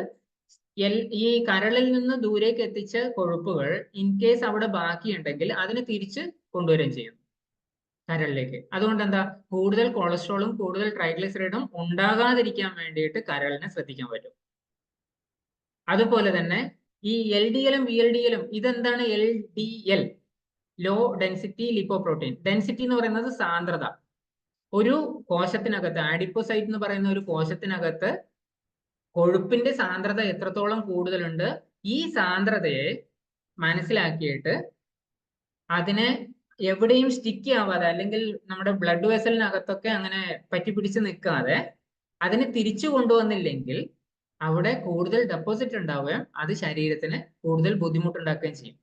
അല്ലെ? ചില ആൾക്കാരിലൊക്കെ കൊഴുപ്പിന്റെ ഡെപ്പോസിറ്റ് കൂടിക്കഴിഞ്ഞാൽ, അല്ലെങ്കിൽ നമ്മുടെ ലിവറിനകത്ത് തന്നെ കൊഴുപ്പിന്റെ അളവ് കൂടിക്കഴിഞ്ഞാൽ അത് ഫാറ്റി ലിവറിലേക്ക് എത്താം, അല്ലെങ്കിൽ രക്തക്കുഴലിനകത്താണെങ്കിൽ ബ്ലോക്ക് ഉണ്ടാവാനുള്ള സാധ്യതകളുണ്ട്. സോ ഇത് ഒഴിവാക്കാൻ വേണ്ടിയിട്ട് ഹെൽപ്പ് ചെയ്യുന്ന ഒരാളാണ് HDL. അതേ സമയത്ത് പൂർണ്ണമായിട്ടും LDLന്റെ വർക്ക് ചെയ്യാതിരുന്നു കഴിഞ്ഞാലോ അപ്പോഴും നമുക്കത് കൊളസ്ട്രോളിന്റെ ഇംബാലൻസ് ഉണ്ടാക്കുകയും ശരീരത്തിന് വേണ്ട സ്ഥലത്ത് കൊളസ്ട്രോൾ എത്താതിരിക്കുകയും ചെയ്യും. കൊളസ്ട്രോൾ വൈറ്റമിൻ ഡിക്കും അതുപോലെ തന്നെ ചില ഹോർമോൺസ് ഉണ്ടാക്കാനും ഒക്കെ വളരെ അത്യാവശ്യമായിട്ടുള്ള സാധനമാണ്. ഓക്കെ. സോ എന്തൊക്കെയാണ് ശരിക്കും പറഞ്ഞു കഴിഞ്ഞാൽ ഈ ആഡിപ്പോസ് ടിഷ്യൂവിന്റെ ഫംഗ്ഷൻ? പ്രധാനപ്പെട്ട ഫംഗ്ഷൻസ് നോക്കിക്കഴിഞ്ഞാൽ ഒന്ന് സ്റ്റോറേജ്, നമ്മുടെ ഊർജം സ്റ്റോർ ചെയ്ത് വയ്ക്കുക. അതുപോലെ തന്നെ എൻഡോക്രൈൻ സിസ്റ്റം അതിനെ works as A part of endocrine system. നമ്മുടെ ഹോർമോൺ വ്യവസ്ഥയായിട്ട് ബന്ധപ്പെട്ടിട്ട് ഇതിന് നല്ല ഫംഗ്ഷൻസ് ഉണ്ട്. ചില ഹോർമോൺസ് ഇതുവരെ തന്നെ ഉണ്ടാക്കുന്നുണ്ട്, ചില ഹോർമോൺസ് ഉണ്ടാക്കാനുള്ള ഉത്തേജനം കൊടുക്കുന്നുണ്ട്. അതിൽ ഏറ്റവും പ്രധാനമായിട്ട് ലെപ്റ്റിൻ. നമ്മൾ സയൻസ് ഓഫ് ഹങ്കർ എന്ന് പറഞ്ഞൊരു പോർഷൻ എടുത്തപ്പോൾ പഠിച്ചിട്ടുണ്ടായിരുന്നു. എന്താണ്? നമ്മുടെ സംതൃപ്തിയുടെ ഹോർമോൺ ആയിട്ടാണ് ലെപ്റ്റിനെ പറയുന്നത്. ശരീരത്തിന് വേണ്ടത്ര അളവിൽ ഊർജം കിട്ടിക്കഴിഞ്ഞു, ഇനി ഭക്ഷണം കഴിക്കേണ്ട എന്ന് തോന്നുന്ന സംതൃപ്തി ഉണ്ടാക്കുന്നത് ലെപ്റ്റിനാണ്. അഡിപ്സിൻ എന്ന് പറയുന്ന ഹോർമോൺ, അതുപോലെ തന്നെ ആഡിപ്പോനെക്റ്റിൻ, ഇങ്ങനെ ഓമൻറ്റൈൻ, ഇങ്ങനെ തുടങ്ങിയിട്ടുള്ള മറ്റു ഹോർമോണുകൾക്കും ശരീരത്തിൽ ഒരുപാട് ഫങ്ഷൻസ് ഉണ്ട്. അഡിപ്സിൻ ചെയ്യുന്നത് എന്താണെന്ന് വെച്ച് കഴിഞ്ഞാൽ ഇൻസുലിൻ സെക്രീഷനെ ഒന്ന് സ്റ്റിമുലേറ്റ് ചെയ്യും. അതുപോലെ തന്നെ ആഡിപ്പോനെക്റ്റിൻ ചെയ്യുന്നതെന്ന് വെച്ച് കഴിഞ്ഞാൽ നമ്മുടെ ഫാറ്റ് മെറ്റബോളിസം, ഫാറ്റി ആസിഡ്സിന്റെ മെറ്റബോളിസത്തിന്, ഉപാപചയത്തിന്, ദഹനത്തിനെയൊക്കെ കൂടുതൽ മെച്ചപ്പെടുത്തും. അതുപോലെ തന്നെ ഒമൻറ്റൈൻ എന്ന് പറയുന്നത് നമ്മുടെ രക്തക്കുഴലുകളുടെ ഡയലേഷന് വേണ്ടിയിട്ടും, മീൻസ് അതിന്റെ BP കൂടാതിരിക്കാൻ നമുക്ക് വേണമെങ്കിൽ പറയാം. ചില ഗുളികകളൊക്കെ അങ്ങനെ ഉപയോഗിക്കാറുണ്ട്. സോ ഈ ഒമൻറ്റൈൻ എന്ന് പറയുന്ന ഹോർമോണിന് തന്നെ അങ്ങനെ ഒരു ഫംഗ്ഷൻ ഉണ്ട്, വാസോ ഡയലേഷൻ ചെയ്യും. അതുപോലെ തന്നെ നമ്മുടെ ഇൻസുലിൻ സെൻസിറ്റിവിറ്റി, ഇൻസുലിൻ ഉണ്ടാക്കി എന്നുള്ളത് കൊണ്ട് മാത്രം നമുക്ക് ശരീരത്തിന് ഇത് വർക്ക് ചെയ്യണമെന്നില്ല. ഇൻസുലിൻ ശരിയായ രീതിയിൽ ശരീരത്തിന് ഉപയോഗിക്കാൻ പറ്റണം. അതാണ് ഇൻസുലിൻ സെൻസിറ്റിവിറ്റി എന്ന് പറയുന്നത്. ആ സെൻസിറ്റിവിറ്റിക്കും വേണ്ടിയിട്ട് ഇത് ഹെൽപ്പ് ചെയ്യുന്നുണ്ടാവും. സോ ഇങ്ങനെയുള്ള ചില ഹോർമോണുകളുടെ വർക്കിന് വേണ്ടിയിട്ട് ആഡിപ്പോസ് ടിഷ്യൂ ആവശ്യമാണ്. തെർമോജെനിസിസിന് വേണ്ടിയിട്ട്, ചൂട് ഉണ്ടാവാൻ വേണ്ടിയിട്ട് ആവശ്യമാണ്. അതുപോലെ തന്നെ മെറ്റബോളിക് ഫങ്ഷൻസും നടക്കുന്നുണ്ട്. സോ ഇങ്ങനെയുള്ള കൊഴുപ്പ് ശരീരത്തിൽ പ്രധാനമായിട്ട് 3 തരത്തിലുള്ള കോശങ്ങളായിട്ടാണ് കാണുന്നത്. 3 നിറങ്ങളിലുള്ള എന്ന് പറയാം. അതിലൊന്ന് ബ്രൗൺ ഫാറ്റ് ആണ്, രണ്ടാമത്തത് ബീജ് അല്ലെങ്കിൽ ഒരു തവിട്ട് നിറമുള്ളത്, അല്ലെങ്കിൽ മൂന്നാമത്തത് വൈറ്റ് ഫാറ്റ്. ഇതില് ബ്രൗൺ ഫാറ്റിന്റെ പ്രധാനപ്പെട്ട ഫംഗ്ഷൻ എന്ന് പറയുന്നത് ശരീരത്തിനകത്ത് ഊർജം ഉപയോഗിച്ച് വർക്ക് നടക്കുക. ഈ ഒരു ചിത്രം കാണുമ്പോഴേ തന്നെ നിങ്ങൾക്ക് ഇവിടെ മനസ്സിലാവുന്നുണ്ടാവും. കൂടുതൽ ചെറിയ ചെറിയ ഗ്രാന്യൂൾസ്, ഇതാണ് കൊഴുപ്പ്. കൂടുതൽ ചെറിയ ചെറിയ ഗ്രാന്യൂൾസ് ഉണ്ട്. ഈ ഗ്രാന്യൂൾസ് അതുപോലെ തന്നെ ഇത് മൈറ്റോകോൺട്രിയ ആണ്, ന്യൂക്ലിയസ്, ഇങ്ങനെയൊക്കെയാണ് ഉള്ളത്. അപ്പൊ ഈ കൊഴുപ്പിന്റെ ഗ്രാന്യൂൾസിനെ കൊണ്ട് കൂടുതൽ ചൂടുണ്ടാക്കിക്കുക എന്ന് പറയുന്നതാണ്. ചില ആൾക്കാര് ഇതിനെ പ്രാക്ടിക്കലി ഒന്നുകൂടി നമുക്ക് ചിന്തിക്കാം. ചില ആൾക്കാര് പറയാറില്ലേ, എനിക്ക് എപ്പോഴും ശരീരത്തിന് ഒരു ചൂടാണ്. ഈ ചൂട് കൂടാനുള്ള ഒരു റീസൺ ഈ ഫാറ്റ് സെല്ല് ബ്രൗൺ നിറത്തിലുള്ളത് കൂടുതലായിരിക്കാം. ഓക്കെ, ബീജ് ഫാറ്റ് സെൽ, ഇതിന് കൂടുതലായിട്ടുള്ള ഫംഗ്ഷൻ എന്ന് പറഞ്ഞു കഴിഞ്ഞാൽ ഈ ബ്രൗൺ ഫാറ്റ് സെല്ലിന് മറ്റ് പല ഫംഗ്ഷൻസും ഉണ്ട്. ഇത് ശരീരത്തിന്റെ ഇമ്മ്യൂണിറ്റി റിലേറ്റഡ് ആയിട്ടും അതുപോലെ തന്നെ മെറ്റബോളിക് ഡിസോർഡേഴ്സിനെ കൺട്രോൾ ചെയ്യാനും ഒക്കെ ബ്രൗൺ ഫാറ്റ് സെല്ലാണ് കൂടുതലായിട്ട് ആവശ്യം വരുന്നത്. ബീജ് ഫാറ്റ് എന്ന് പറയുന്നത് എപ്പോഴും വേണമെങ്കിലും ബ്രൗണിലേക്ക് കൺവേർട്ട് ചെയ്യാൻ റെഡി ആയിരിക്കുന്നതാണ്. ഇത് മൂന്നും നമ്മുടെ തൊലിക്കകത്തൊക്കെ ഉണ്ടാവും. വൈറ്റ് ഫാറ്റ് സെൽ എന്ന് പറയുന്നത് ശരിക്കും പറഞ്ഞു കഴിഞ്ഞാൽ ഇതിനകത്ത് കൂടുതൽ കൊഴുപ്പ് കാണാൻ പറ്റും, അല്ലെ? ഈ വൈറ്റ് ഫാറ്റ് സെല്ലാണ് കൂടുതലായിട്ട് വിസറൽ ഫാറ്റിൽ ഉണ്ടാവുക. ഇതിനകത്ത് മൈറ്റോകോൺട്രിയയുടെ അളവ് കുറവാണ്. അതുകൊണ്ട് തന്നെ ഹീറ്റ് ബേസ് ആയിട്ടുള്ള തെർമോജെനിസിസ് വളരെ കുറവായിരിക്കും. നമ്മുടെ ശരീരത്തിൽ ഊർജം ഉപയോഗിച്ചിട്ട് ചൂടുണ്ടാക്കുന്നത് കുറവായിരിക്കും. ചില കുട്ടികളില് ചെറുപ്പത്തിൽ പോലും അവർക്ക് ഒട്ടും പുതച്ചു കിടക്കാൻ ഇഷ്ടമില്ലാത്ത അല്ലെങ്കിൽ പെട്ടെന്ന് വേർക്കുന്ന ഒരു ഇതൊക്കെ വരുന്നത് അവരിൽ ബ്രൗൺ ഫാറ്റിന്റെ അളവ് കൂടുന്നത് കൊണ്ടാണ്. ഇത് കൂടാതെ രണ്ട് ആഡിപ്പോസൈറ്റ് കൂടിയുണ്ട് ആഡിപ്പോസ് ടിഷ്യൂല്. ഒന്ന് ബോൺ മാരോ ആഡിപ്പോസൈറ്റ് എന്ന് പറയും. ഈ ബോൺ മാരോ ആഡിപ്പോസൈറ്റിന്റെ അളവും അത് പുറത്തുവിടുന്ന കൊഴുപ്പിന്റെ അളവും ഒക്കെ നമുക്ക് കൂടുതൽ ആവശ്യം വരുന്നത് എവിടെയാണെന്നറിയോ? നമ്മുടെ എല്ലുകൾക്കകത്ത് നിന്നുള്ള ബോൺ മാരോ എന്ന് എന്താ വരുന്നത് പുറത്തേക്ക്? നമ്മുടെ രക്തകോശങ്ങൾ വരുന്നത്, അല്ലെ? ഈ രക്തകോശങ്ങളുടെ ക്വാളിറ്റി, ബ്ലഡ് സെല്ലിന്റെ ക്വാളിറ്റി, അതുപോലെ തന്നെ ക്വാണ്ടിറ്റി, ഇതൊക്കെ ഒന്ന് കൺട്രോൾ ചെയ്യാൻ വേണ്ടിയിട്ട് നമ്മളെ ഹെൽപ്പ് ചെയ്യുന്നത് ഒരുപക്ഷെ ഈ ബോൺ മാരോ ആഡിപ്പോസൈറ്റ്സ് ആണ്. പിങ്ക് ആഡിപ്പോസൈറ്റ് പൊതുവെ നമ്മളിലല്ല, ഹ്യൂമനിലല്ല ഉള്ളത്, അത് എലികളിലാണ്. പ്രത്യേകിച്ചും ഈ പിങ്ക് ആഡിപ്പോസൈറ്റ്സ് ആവശ്യം വരുന്നത് അവരുടെ മുലയൂട്ടുന്ന ഈ പെണ്ണെലികളില് അവരുടെ മുലപ്പാലിന്റെ ക്വാളിറ്റി ആയിട്ട് ബന്ധപ്പെട്ടിട്ടും അതിൽ കൊഴുപ്പിന്റെ പെർസെൻറ്റേജുമായിട്ട് ബന്ധപ്പെട്ടിട്ടൊക്കെയാണ് ഈ പിങ്ക് ആഡിപ്പോസൈറ്റിന്റെ ഉപയോഗം. സോ നമുക്ക് പ്രധാനമായിട്ട് പഠിക്കാനുള്ള അല്ലെങ്കിൽ നമുക്ക് അറിയാനുള്ള മൂന്ന് കൊഴുപ്പിന്റെ നിറങ്ങൾ എന്ന് പറയുന്നത് ബ്രൗൺ, ബീജ്, വൈറ്റ്. വെള്ള, തവിട്ട്, ബ്രൗൺ. ഓക്കെ, ഈ മൂന്നെണ്ണമാണ്. സോ ബ്രൗൺ ഫാറ്റ് സെല്ല് പൊതുവെ നോക്കിക്കഴിഞ്ഞാൽ അതിന്റെ സൈസ് ചെറുതായിരിക്കും വൈറ്റ് ഫാറ്റ് സെല്ലിനെക്കാളും. സോ ഇതിനകത്ത് ഈ കോശങ്ങൾക്കകത്ത് ട്രൈഗ്ലിസറൈഡ് അല്ലെങ്കിൽ ഫാറ്റിന്റെ സ്റ്റോറേജ് വലുതായി വരുന്ന സമയത്ത് നമ്മുടെ ശരീരത്തിൽ കൂടുതൽ ഫാറ്റ് സ്റ്റോറേജ് നടക്കും, നമ്മുടെ വെയിറ്റ് കൂടും, അതുപോലെ തന്നെ നമ്മളെ കാണാൻ ബൾക്കി ആയിട്ടുണ്ടാവും. ഓക്കെ, അതുപോലെ തന്നെ ഈ ഫാറ്റ് സെല്ലിൽ സ്പെഷ്യലി ഈ ട്രൈഗ്ലിസറൈഡിനെ അഡാപ്റ്റ് ചെയ്യാൻ വേണ്ടിയിട്ട് അല്ലെങ്കിൽ അതിനകത്തേക്ക് കൊണ്ടുപോകാൻ വേണ്ടിയിട്ട് മാത്രമാണ് ഈ ഒരു ഫോർമേഷൻ നടക്കുന്നത് പോലും. പൊതുവെ ബ്രൗൺ ഫാറ്റ് സെല്ല് ഈ തെർമോജെനിസിന് ഇതാണ് കൂടുതൽ ആവശ്യമെന്ന് ഞാൻ പറഞ്ഞു. പൊതുവെ ഫാറ്റ് സ്റ്റോറേജ് നമ്മുടെ ശരീരത്തിൽ നടക്കുന്നത് ഒന്നുകിൽ മസിൽ, അതുപോലെ തന്നെ നമ്മുടെ ലിവറിലുമാണ്. ശരിക്കും ഓർഗനുമായിട്ട് ബന്ധപ്പെട്ടിട്ടുള്ള ഫാറ്റ് സ്റ്റോറേജ് എന്ന് കൂടി നമുക്ക് വേണമെങ്കിൽ പറയാം. ഇവിടെയാണ് കൂടുതൽ ഉപയോഗം വരുന്നത്. ഈ ഫാറ്റ്, പ്രത്യേകിച്ച് കരളിനകത്തുള്ള ഫാറ്റ്, അത് സ്റ്റോർ ചെയ്യും, അതിന്റെ തിക്നെസ് കൂടും, അതുപോലെ തന്നെ അതിനെ പെട്ടെന്നൊന്നും നമുക്ക് പുറത്തേക്ക് കളയാൻ പറ്റാത്ത രീതിയിലേക്ക് വരുന്ന സമയത്ത് സ്റ്റിഫ് ആവും അല്ലെങ്കിൽ അത് ഹാർഡാവും ലിവർ കോശങ്ങൾ. ഈ പ്രശ്നം നമ്മുടെ ശരീരത്തിന്റെ മറ്റ് പ്രശ്നങ്ങളിലേക്ക്, അഥവാ പ്രത്യേകിച്ചും ലിവറുമായിട്ട് ബന്ധപ്പെട്ടിട്ടുള്ള ഫാറ്റി ലിവർ, അതുപോലെ തന്നെ മറ്റ് കൂടിയ രീതിയിലുള്ള രോഗങ്ങളിലേക്ക് ഇത് എത്തിക്കുന്നുണ്ടാവും. ഓക്കെ, സോ എസെൻഷ്യൽ ഫാറ്റ് നമ്മുടെ ശരീരത്തിന് 3 തരത്തിലുള്ള കളറ് പറഞ്ഞു, അല്ലെ? ഇതുപോലെ തന്നെ 3 തരത്തിലുള്ള ഫാറ്റിനെ പറ്റി പറയുകയാണെങ്കിൽ, ഒന്ന് എസെൻഷ്യൽ ഫാറ്റ്, രണ്ടാമത്തത് സബ്ക്യൂട്ടേനിയസ് ഫാറ്റ്, മൂന്നാമത്തത് വിസറൽ ഫാറ്റ് എന്നാണ്. എസെൻഷ്യൽ ഫാറ്റ് നമ്മുടെ ശരീരത്തിന് അത്യാവശ്യമായിട്ട് ഉപയോഗം വരുന്ന ഫാറ്റ്. ഇത് എന്താണ്? നമുക്ക് എളുപ്പത്തിൽ അറിയാൻ പറ്റും. എല്ലാ കോശങ്ങളുടെയും ശരിയായ പ്രവർത്തനം നടക്കുന്നത് എസെൻഷ്യൽ ഫാറ്റിന്റെ ഹെൽപ്പോട് കൂടിയിട്ടാണ്. പ്രത്യേകിച്ച് നമ്മുടെ നെർവ്സ് അല്ലെ, അതിനകത്തൂടെ ഓരോ നെർവ് ഇമ്പൾസസും പോകണമെങ്കിൽ, നാഡികളുടെ വ്യവസ്ഥ ശരിയായിട്ട് നടക്കണമെങ്കിൽ നമുക്ക് ഇത് ആവശ്യമുണ്ട്. അതുപോലെ തന്നെ ബ്രെയിൻ ഫങ്ഷനിങ്ങിന് വേണ്ടിയിട്ട് ആവശ്യമുണ്ട്. ചില അവയവങ്ങളുടെ ശരിയായ പ്രവർത്തനത്തിന് വളരെ കൂടുതൽ ആവശ്യമുണ്ട്. ഇതൊക്കെ നമ്മുടെ എസെൻഷ്യൽ ഫാറ്റിന്റെ ഫങ്ഷൻസിൽ പെടും. അതുപോലെ തന്നെ നമ്മുടെ ശരീരത്തിൽ സബ്ക്യൂട്ടേനിയസ് ഫാറ്റ് ഉണ്ട്. സബ്ക്യൂട്ടേനിയസ് എന്ന് പറഞ്ഞു കഴിഞ്ഞാൽ നമ്മുടെ തൊലിയുടെ തൊട്ട് താഴെ കിടക്കുന്ന ഫാറ്റിനെയാണ് സബ്ക്യൂട്ടേനിയസ് ഫാറ്റ് എന്ന് പറയുക. ഈ സബ്ക്യൂട്ടേനിയസ് ഫാറ്റ് നമ്മുടെ ഇവിടെ കാണിച്ചിരിക്കുന്നില്ലേ, ഇവിടെ മാത്രമല്ല കേട്ടോ, ഈ വയറിന്റെ ഭാഗത്ത് മാത്രമല്ല, നമ്മുടെ തൊലിയുടെ എല്ലാ ഭാഗത്തും ഉണ്ട്. ഇതിന്റെ ഏറ്റവും പ്രധാനപ്പെട്ട ഫംഗ്ഷൻ എന്ന് പറയുന്നത് നമ്മുടെ ഈ തൊലിക്ക് അകത്ത് നിന്നുള്ള കോശങ്ങൾ, ബ്ലഡ് വെസൽ, ഇതിനൊക്കെ തൊലിയായിട്ട് സംരക്ഷിച്ചു നിർത്തുക. ഈവൻ അവിടെ എന്തെങ്കിലും തരത്തിലുള്ള ബുദ്ധിമുട്ടുകൾ അല്ലെങ്കിൽ അടി കിട്ടുക, വീണു പോവുക, ഇങ്ങനെയൊക്കെ വരുന്ന സമയത്ത് അതിന് അധികം ചതവൊന്നും വരാതെ സൂക്ഷിക്കുന്നതൊക്കെ ഈ സബ്ക്യൂട്ടേനിയസ് ഫാറ്റാ. ഊർജം ഉണ്ടാക്കുന്നത് സബ്ക്യൂട്ടേനിയസ് ഫാറ്റാ. ഈവൻ നമ്മുടെ എല്ലുകളും അതുപോലെ തന്നെ മസിലും ഒക്കെ ആയിട്ട് ബന്ധപ്പെട്ടിട്ട് നമ്മുടെ തൊലിയെ ബന്ധിപ്പിച്ച് നിർത്തുകയും അതിന് സംവേദനക്ഷമത കൊടുക്കുകയും ഒക്കെ ചെയ്യുന്നത് സബ്ക്യൂട്ടേനിയസ് ഫാറ്റാ. ഓക്കെ, തൊലിക്ക് നേരെ താഴെയുള്ള ഫാറ്റ് എന്നാണ് ഇതിന്റെ അർത്ഥം. അത്രയും മനസ്സിലാക്കാം. ഓക്കെ, മൂന്നാമത് ഒരു ഫാറ്റ് കൂടിയുണ്ട്, അതിന്റെ പേരാണ് വിസറൽ ഫാറ്റ്. ഈ വിസറൽ ഫാറ്റ് ശരിക്കും പറഞ്ഞു കഴിഞ്ഞാൽ എല്ലാ ഓർഗൻസിനെയും ചുറ്റിപ്പറ്റിയിട്ടാണ് ഉണ്ടാവുക. നമ്മുടെ പ്രധാനപ്പെട്ട ഓർഗൻസ് ഒക്കെ എവിടെയുള്ള, എല്ലാം ഈ ഇവിടുന്ന് വയറിന്റെ അവിടുന്ന് തുടങ്ങിയിട്ട് ഈ കഴുത്ത് വരെയുള്ള ഭാഗങ്ങളില അല്ലെ. ഈ അവയവങ്ങളെയൊക്കെ സംരക്ഷിച്ച് നിർത്തുകയും അതിനെ വളരെ നല്ല രീതിയിൽ കൊണ്ടുപോവുകയും ചെയ്യുന്നത് ഒരു പക്ഷേ ഈ വിസറൽ ഫാറ്റ് ആണ്.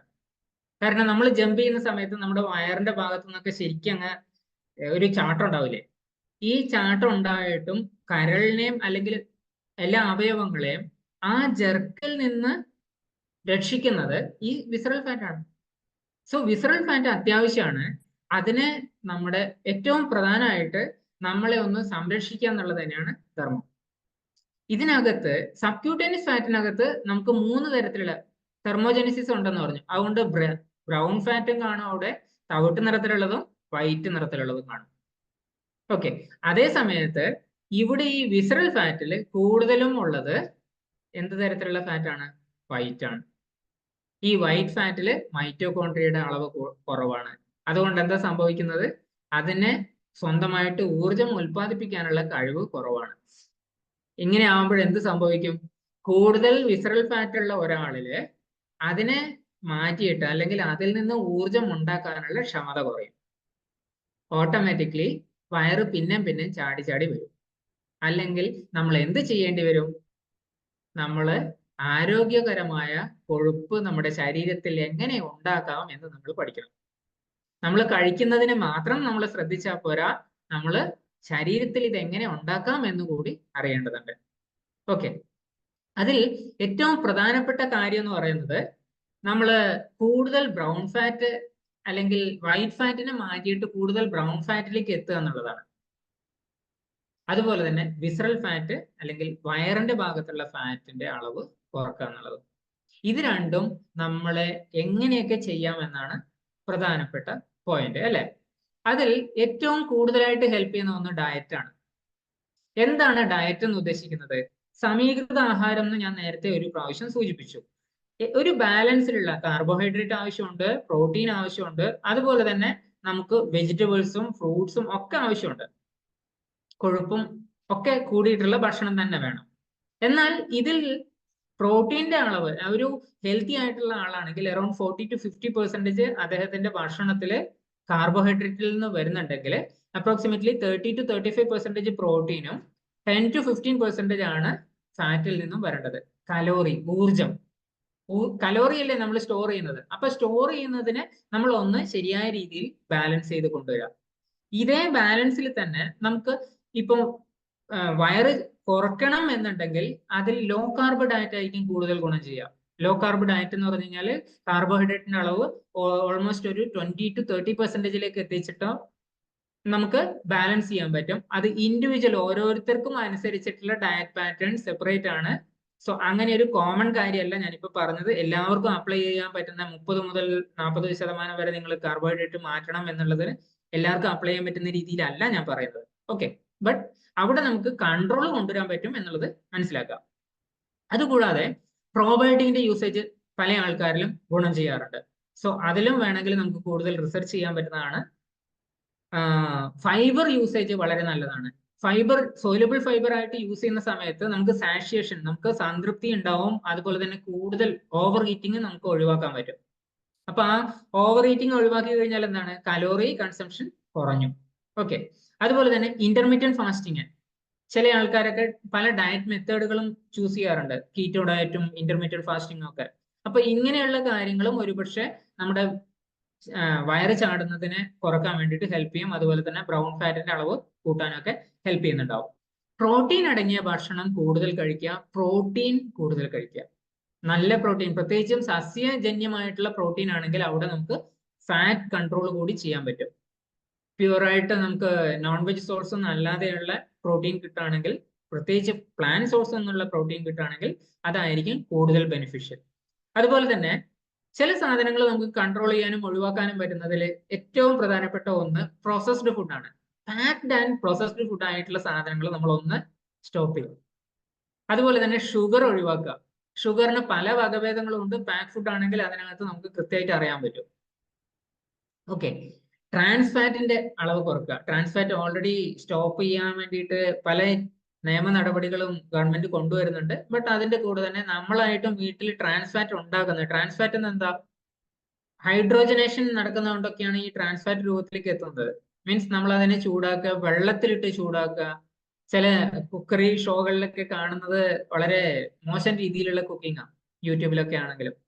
അപ്പൊ അതില് വെള്ളം, നെയ്യ് ഒഴിച്ചിട്ട് വെള്ളത്തിന്റെ കൂടെ അതിനെ മിക്സ് ചെയ്തിട്ടൊക്കെ ചൂടാക്കുന്നുണ്ട്. അതൊക്കെ ഒരുപക്ഷെ ശരീരത്തിന് ഒരുപാട് ഗുണം ചെയ്യില്ല, ദോഷം ചെയ്യാൻ സാധ്യതയുണ്ട്. കാരണം ട്രാൻസ് ഫാറ്റ് രൂപത്തിൽ നമ്മൾ തന്നെ അതിനെ വീട്ടിലുണ്ടാക്കുകയാണ് ചെയ്യുന്നത്. സോ അങ്ങനെയുള്ള കുക്കിംഗ് മെത്തേഡിലേക്ക് പോവാതിരിക്കുക. അതുപോലെ തന്നെ സ്ട്രെസ് കുറക്കുക.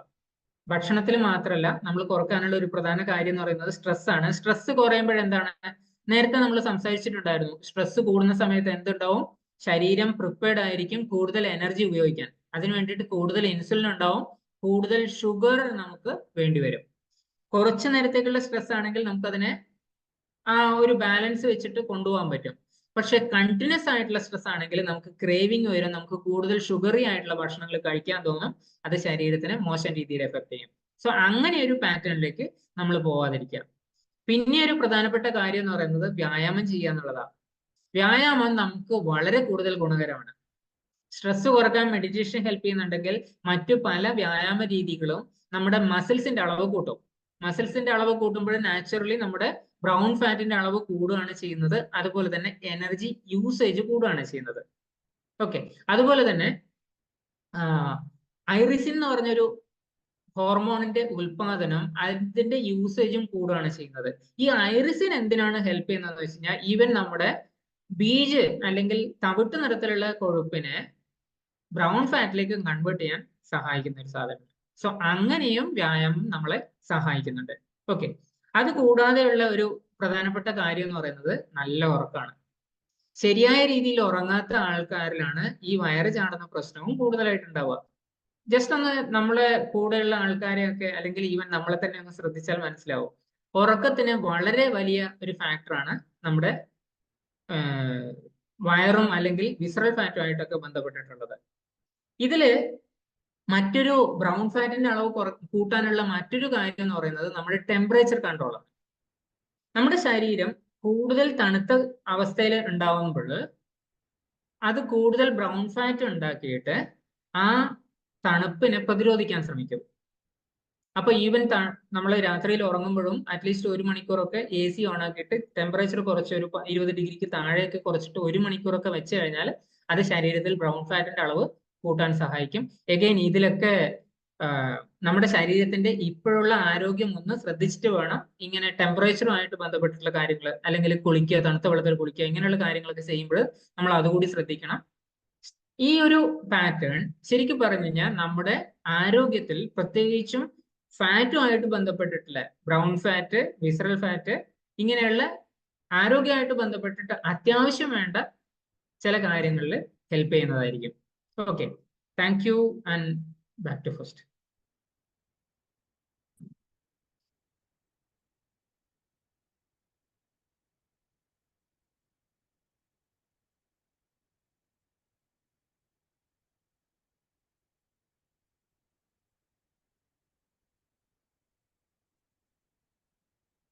ഓക്കെ,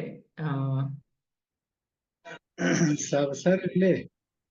സാർ കാണുന്നില്ല. ഓക്കെ സാർ, നമുക്ക് നമ്മുടെ മുന്നിലൂടെ കടന്നു പോകുന്ന ഒത്തിരി കാര്യങ്ങളെ കുറിച്ചാണ് സാർ യഥാർത്ഥത്തിൽ പറഞ്ഞത്. കൊഴുപ്പ് എന്നൊരു വാക്കുകൊണ്ട് ഒത്തിരി കാര്യങ്ങൾ നാം ഉദ്ദേശിക്കാറുണ്ടെങ്കിലും ഉദ്ദേശിക്കാത്ത കുറെ കാര്യങ്ങളാണ് സാറ് കൃത്യമായി പറഞ്ഞു തന്നത്. വ്യായാമം ചെയ്യുന്നതുകൊണ്ട് എന്താണ് സംഭവിക്കുന്നത് എന്നുള്ളതാണ് സാർ കുറെ ഇമ്പോർട്ടൻ്റ് ആയിട്ട് നമുക്ക് തന്നത്. നമ്മൾ എടുക്കുന്ന ഭക്ഷണത്തിൽ നിന്ന് അതേ അളവിൽ അതിന്റെ ക്വാണ്ടിറ്റിയിൽ നമുക്ക് ഫാറ്റ് ലഭിക്കണമെന്ന് ഇല്ല എന്നുകൂടി സാറ് പറഞ്ഞു. അത് വളരെ വലിയ ഇൻഫർമേഷൻ ആണ് as far as I am concern. ഞാൻ ബ്ലൈൻഡ് ആയിട്ട് അങ്ങനെയാണ് വിചാരിച്ചുകൊണ്ടിരുന്നത്. പക്ഷെ മനസ്സിലായി അതല്ല കാര്യം. പിന്നെ ഇവിടെയും പച്ചക്കറി എന്നുള്ളത് വെജിറ്റബിൾസിനെ കുറിച്ച് സാറ് വലിയൊരു ബോർഡാണ് കാണിച്ചു തന്നത്. അതും എൻ്റെ മനസ്സിൽ ഇല്ലാത്തൊരു കാര്യം. വെജിറ്റബിൾസിൽ നിന്ന് ഇത്രയൊക്കെ കിട്ടുമോ എന്നൊരു പ്രതീക്ഷയുള്ളത് കൊണ്ട്, കാരണം ഞാനൊരു നോൺ വെജിറ്റേറിയൻ ആഹാരക്കാരനാണ്. ഞാൻ പലപ്പോഴും ചിന്തിച്ചിട്ടുണ്ട്, ഈ ബ്രാഹ്മിൻ അവര് നോൺ വെജിറ്റേറിയൻ അല്ല, പക്ഷെ വെജിറ്റേറിയൻ ആണ്. അപ്പൊ അവിടെയാണ് അവര് പരിപ്പിന്റെ പ്രാധാന്യം എപ്പോഴും പറയാറുള്ളത്. പരിപ്പാണ് ഞങ്ങളെ സഹായിച്ചുകൊണ്ട് പോകുന്നത്, പിന്നെ ഇലക്കറികളൊക്കെ. അപ്പൊ നമ്മളതൊന്ന് ടോട്ടലി അങ്ങ് നെഗ്ലക്ട് ചെയ്യരുത്. അത് അവരുടെ പാട്. പക്ഷെ നമ്മുടെ ശരീരത്തിന്റെ ആരോഗ്യവും മസിൽസിന്റെ കൃത്യമായ വളർച്ചയ്ക്കും ഊർജത്തിനും ആവശ്യമായ ഫാറ്റിനെ നമ്മുടെ പിടിയിൽ നിർത്താനുള്ള കാര്യങ്ങളാണ് സാർ യഥാർത്ഥത്തിൽ പറഞ്ഞത്. അവസാനം പറഞ്ഞ വാക്കാണ് എനിക്ക് പൂർണ്ണമായി ഇഷ്ടപ്പെട്ടത്. എൻ്റെ 2 മക്കളുണ്ട്, ആദ്യത്തവനും രണ്ടാമത്തവനും. ഈ രണ്ടാമത്തവന് ഇരുന്ന് ജോലി ചെയ്യുന്ന ഒരു സൗണ്ട് റെക്കോർഡിസ്റ്റാണ്. ചിലപ്പോൾ 6 മണിക്കൂറൊക്കെ ഒരു ആഹാരത്തിനല്ലാതെ പുറത്തു പോവാതെ തിരക്കിൽ പുള്ളി ജോലി ചെയ്യാറുണ്ട്. ഈ അടുത്ത കാലത്ത് അവന്റെ വയറ് അവനോട് ചോദിക്കാതെ മുന്നോട്ട് പോകുമ്പോൾ ഞാൻ പറയും, മോനെ ഇങ്ങനെ പോയാല് നീ വല്ലാതെ ബുദ്ധിമുട്ടും. ശ്രീമതിയായിട്ട് എപ്പോഴും വഴക്കുണ്ട്. പുള്ളിക്കാരി പറയും ഇങ്ങനെ പോയാൽ ശരിയാവില്ല, ഇങ്ങനെ പോയാൽ ശരിയാവില്ല. അപ്പൊ അവനൊരിക്കൽ ചോദിച്ചു, ഞാൻ എന്താ ചെയ്യുക? രാവിലെ എന്റെ ജോലി ഇരിക്കലാണ്, ഇരുന്നിട്ട് ഞാൻ ജോലി ചെയ്യാണ്. അതിനോട് ചേർന്നാണ് എന്റെ ക്ലിനിക്ക് ഉള്ളത്. അപ്പൊ ഞാൻ ഇടയ്ക്ക് അവനെ ഒന്ന് വിളിക്കുമ്പോൾ അവൻ ചുണ്ടിൽ ഇങ്ങനെ കൈവയ്ക്കും. കാരണം വളരെ സീരിയസ് ആയിട്ട് അപ്പോൾ റെക്കോർഡിങ് നടക്കുകയാണ്, ഒന്നും മിണ്ടരുത്. ഇപ്പൊ ഞാൻ അങ്ങോട്ട് പോവാറില്ല. നല്ലൊരു സൈക്കിൾ ചവിട്ടാൻ പറ്റിയ വലിയ, അവന് നല്ല ഹൈറ്റ് ഉണ്ട്. അങ്ങനെ ഒരു സൈക്കിൾ വാങ്ങി അവിടെ വെച്ചു. അത് ഒന്ന് നടക്കട്ടെ എന്ന് വിചാരിച്ചു. അതിന്റെ മുകളിൽ എനിക്ക് കയറാൻ പറ്റില്ല. നല്ല ചുരുക്കത്തിൽ ആ സൈക്കിൾ വരെ നിരാശയിലാണ്, അയാളെ ആരും ഉപയോഗിക്കുന്നില്ല. ഞാൻ പറഞ്ഞു തന്നത് സൈക്കിളിന്റെ നിരാശ മോന്റെ വയറിന്റെ അളവ് കൂട്ടുന്നു എന്നുള്ളതാണ്. അപ്പോൾ വളരെ സന്തോഷം സാർ. വളരെ സിമ്പിളായിട്ട് നമുക്ക് നേരെ ചൂണ്ടുന്ന അപകടങ്ങളെ കുറിച്ചാണ് സാറിന്റെ വിരൽ നമുക്ക് ചൂണ്ടിക്കുന്നത്. നല്ലൊരു അറിവ്. പലതും ഞാൻ പറഞ്ഞല്ലോ, പലരും ബ്ലൈൻഡായിട്ട് കുറെ കാര്യങ്ങൾ മനസ്സിലാക്കി മുന്നോട്ട് പോകുന്നു എന്നല്ലാതെ എവിടെയാണ് അതിന്റെ തലതിരിച്ചിൽ സംഭവിക്കുന്നത് എന്നുള്ളത് കൃത്യമായ ഒരളവിൽ നമുക്ക് കിട്ടി. ഒത്തിരി സന്തോഷം സാർ. സാറേ, കേൾക്കാമോ? പറയൂ സാർ, പറയൂ. നമ്മളിപ്പോ ഞാൻ കുറച്ച് ലേറ്റ് ആയിട്ടാണ് വന്നത്. പക്ഷേ ഈ BMR മെഷർ ചെയ്യുന്ന കാര്യം എങ്ങനെ പറഞ്ഞിരുന്നോ എനിക്ക് ഓർമ്മയില്ല. അതിന്റെ ഒരു മെത്തേഡ് മനസ്സിലാക്കി. BMR മെഷർ ചെയ്ത് കഴിഞ്ഞാൽ അതിന്റെ അളവ് നമുക്ക് അറിയാമെങ്കിൽ നമ്മൾ കഴിക്കുന്ന ഭക്ഷണത്തിന്റെ കാര്യത്തിലും എക്സസൈസിന്റെ കാര്യത്തിലും ഇന്നിപ്പം നടന്നുകൊണ്ടിരിക്കുന്ന എക്സസൈസിനെ കൂട്ടണോ കുറക്കണോ എന്ന് നമുക്ക് തീരുമാനിക്കാം. അപ്പൊ അതിന്റെ മെത്തേഡ് എന്താണ്? BMR-ൻ്റെത് 2.6. ഞാനത് ഇപ്പൊ പറഞ്ഞുതരാം. ഒരു മിനിറ്റ്, വേറെ എന്തെങ്കിലും ചോദ്യമുണ്ട്? ഞാൻ അതിലേക്ക് എത്താം. ഇല്ല, ഇത് മാത്രമേ ഉള്ളൂ സാർ. ഓക്കെ,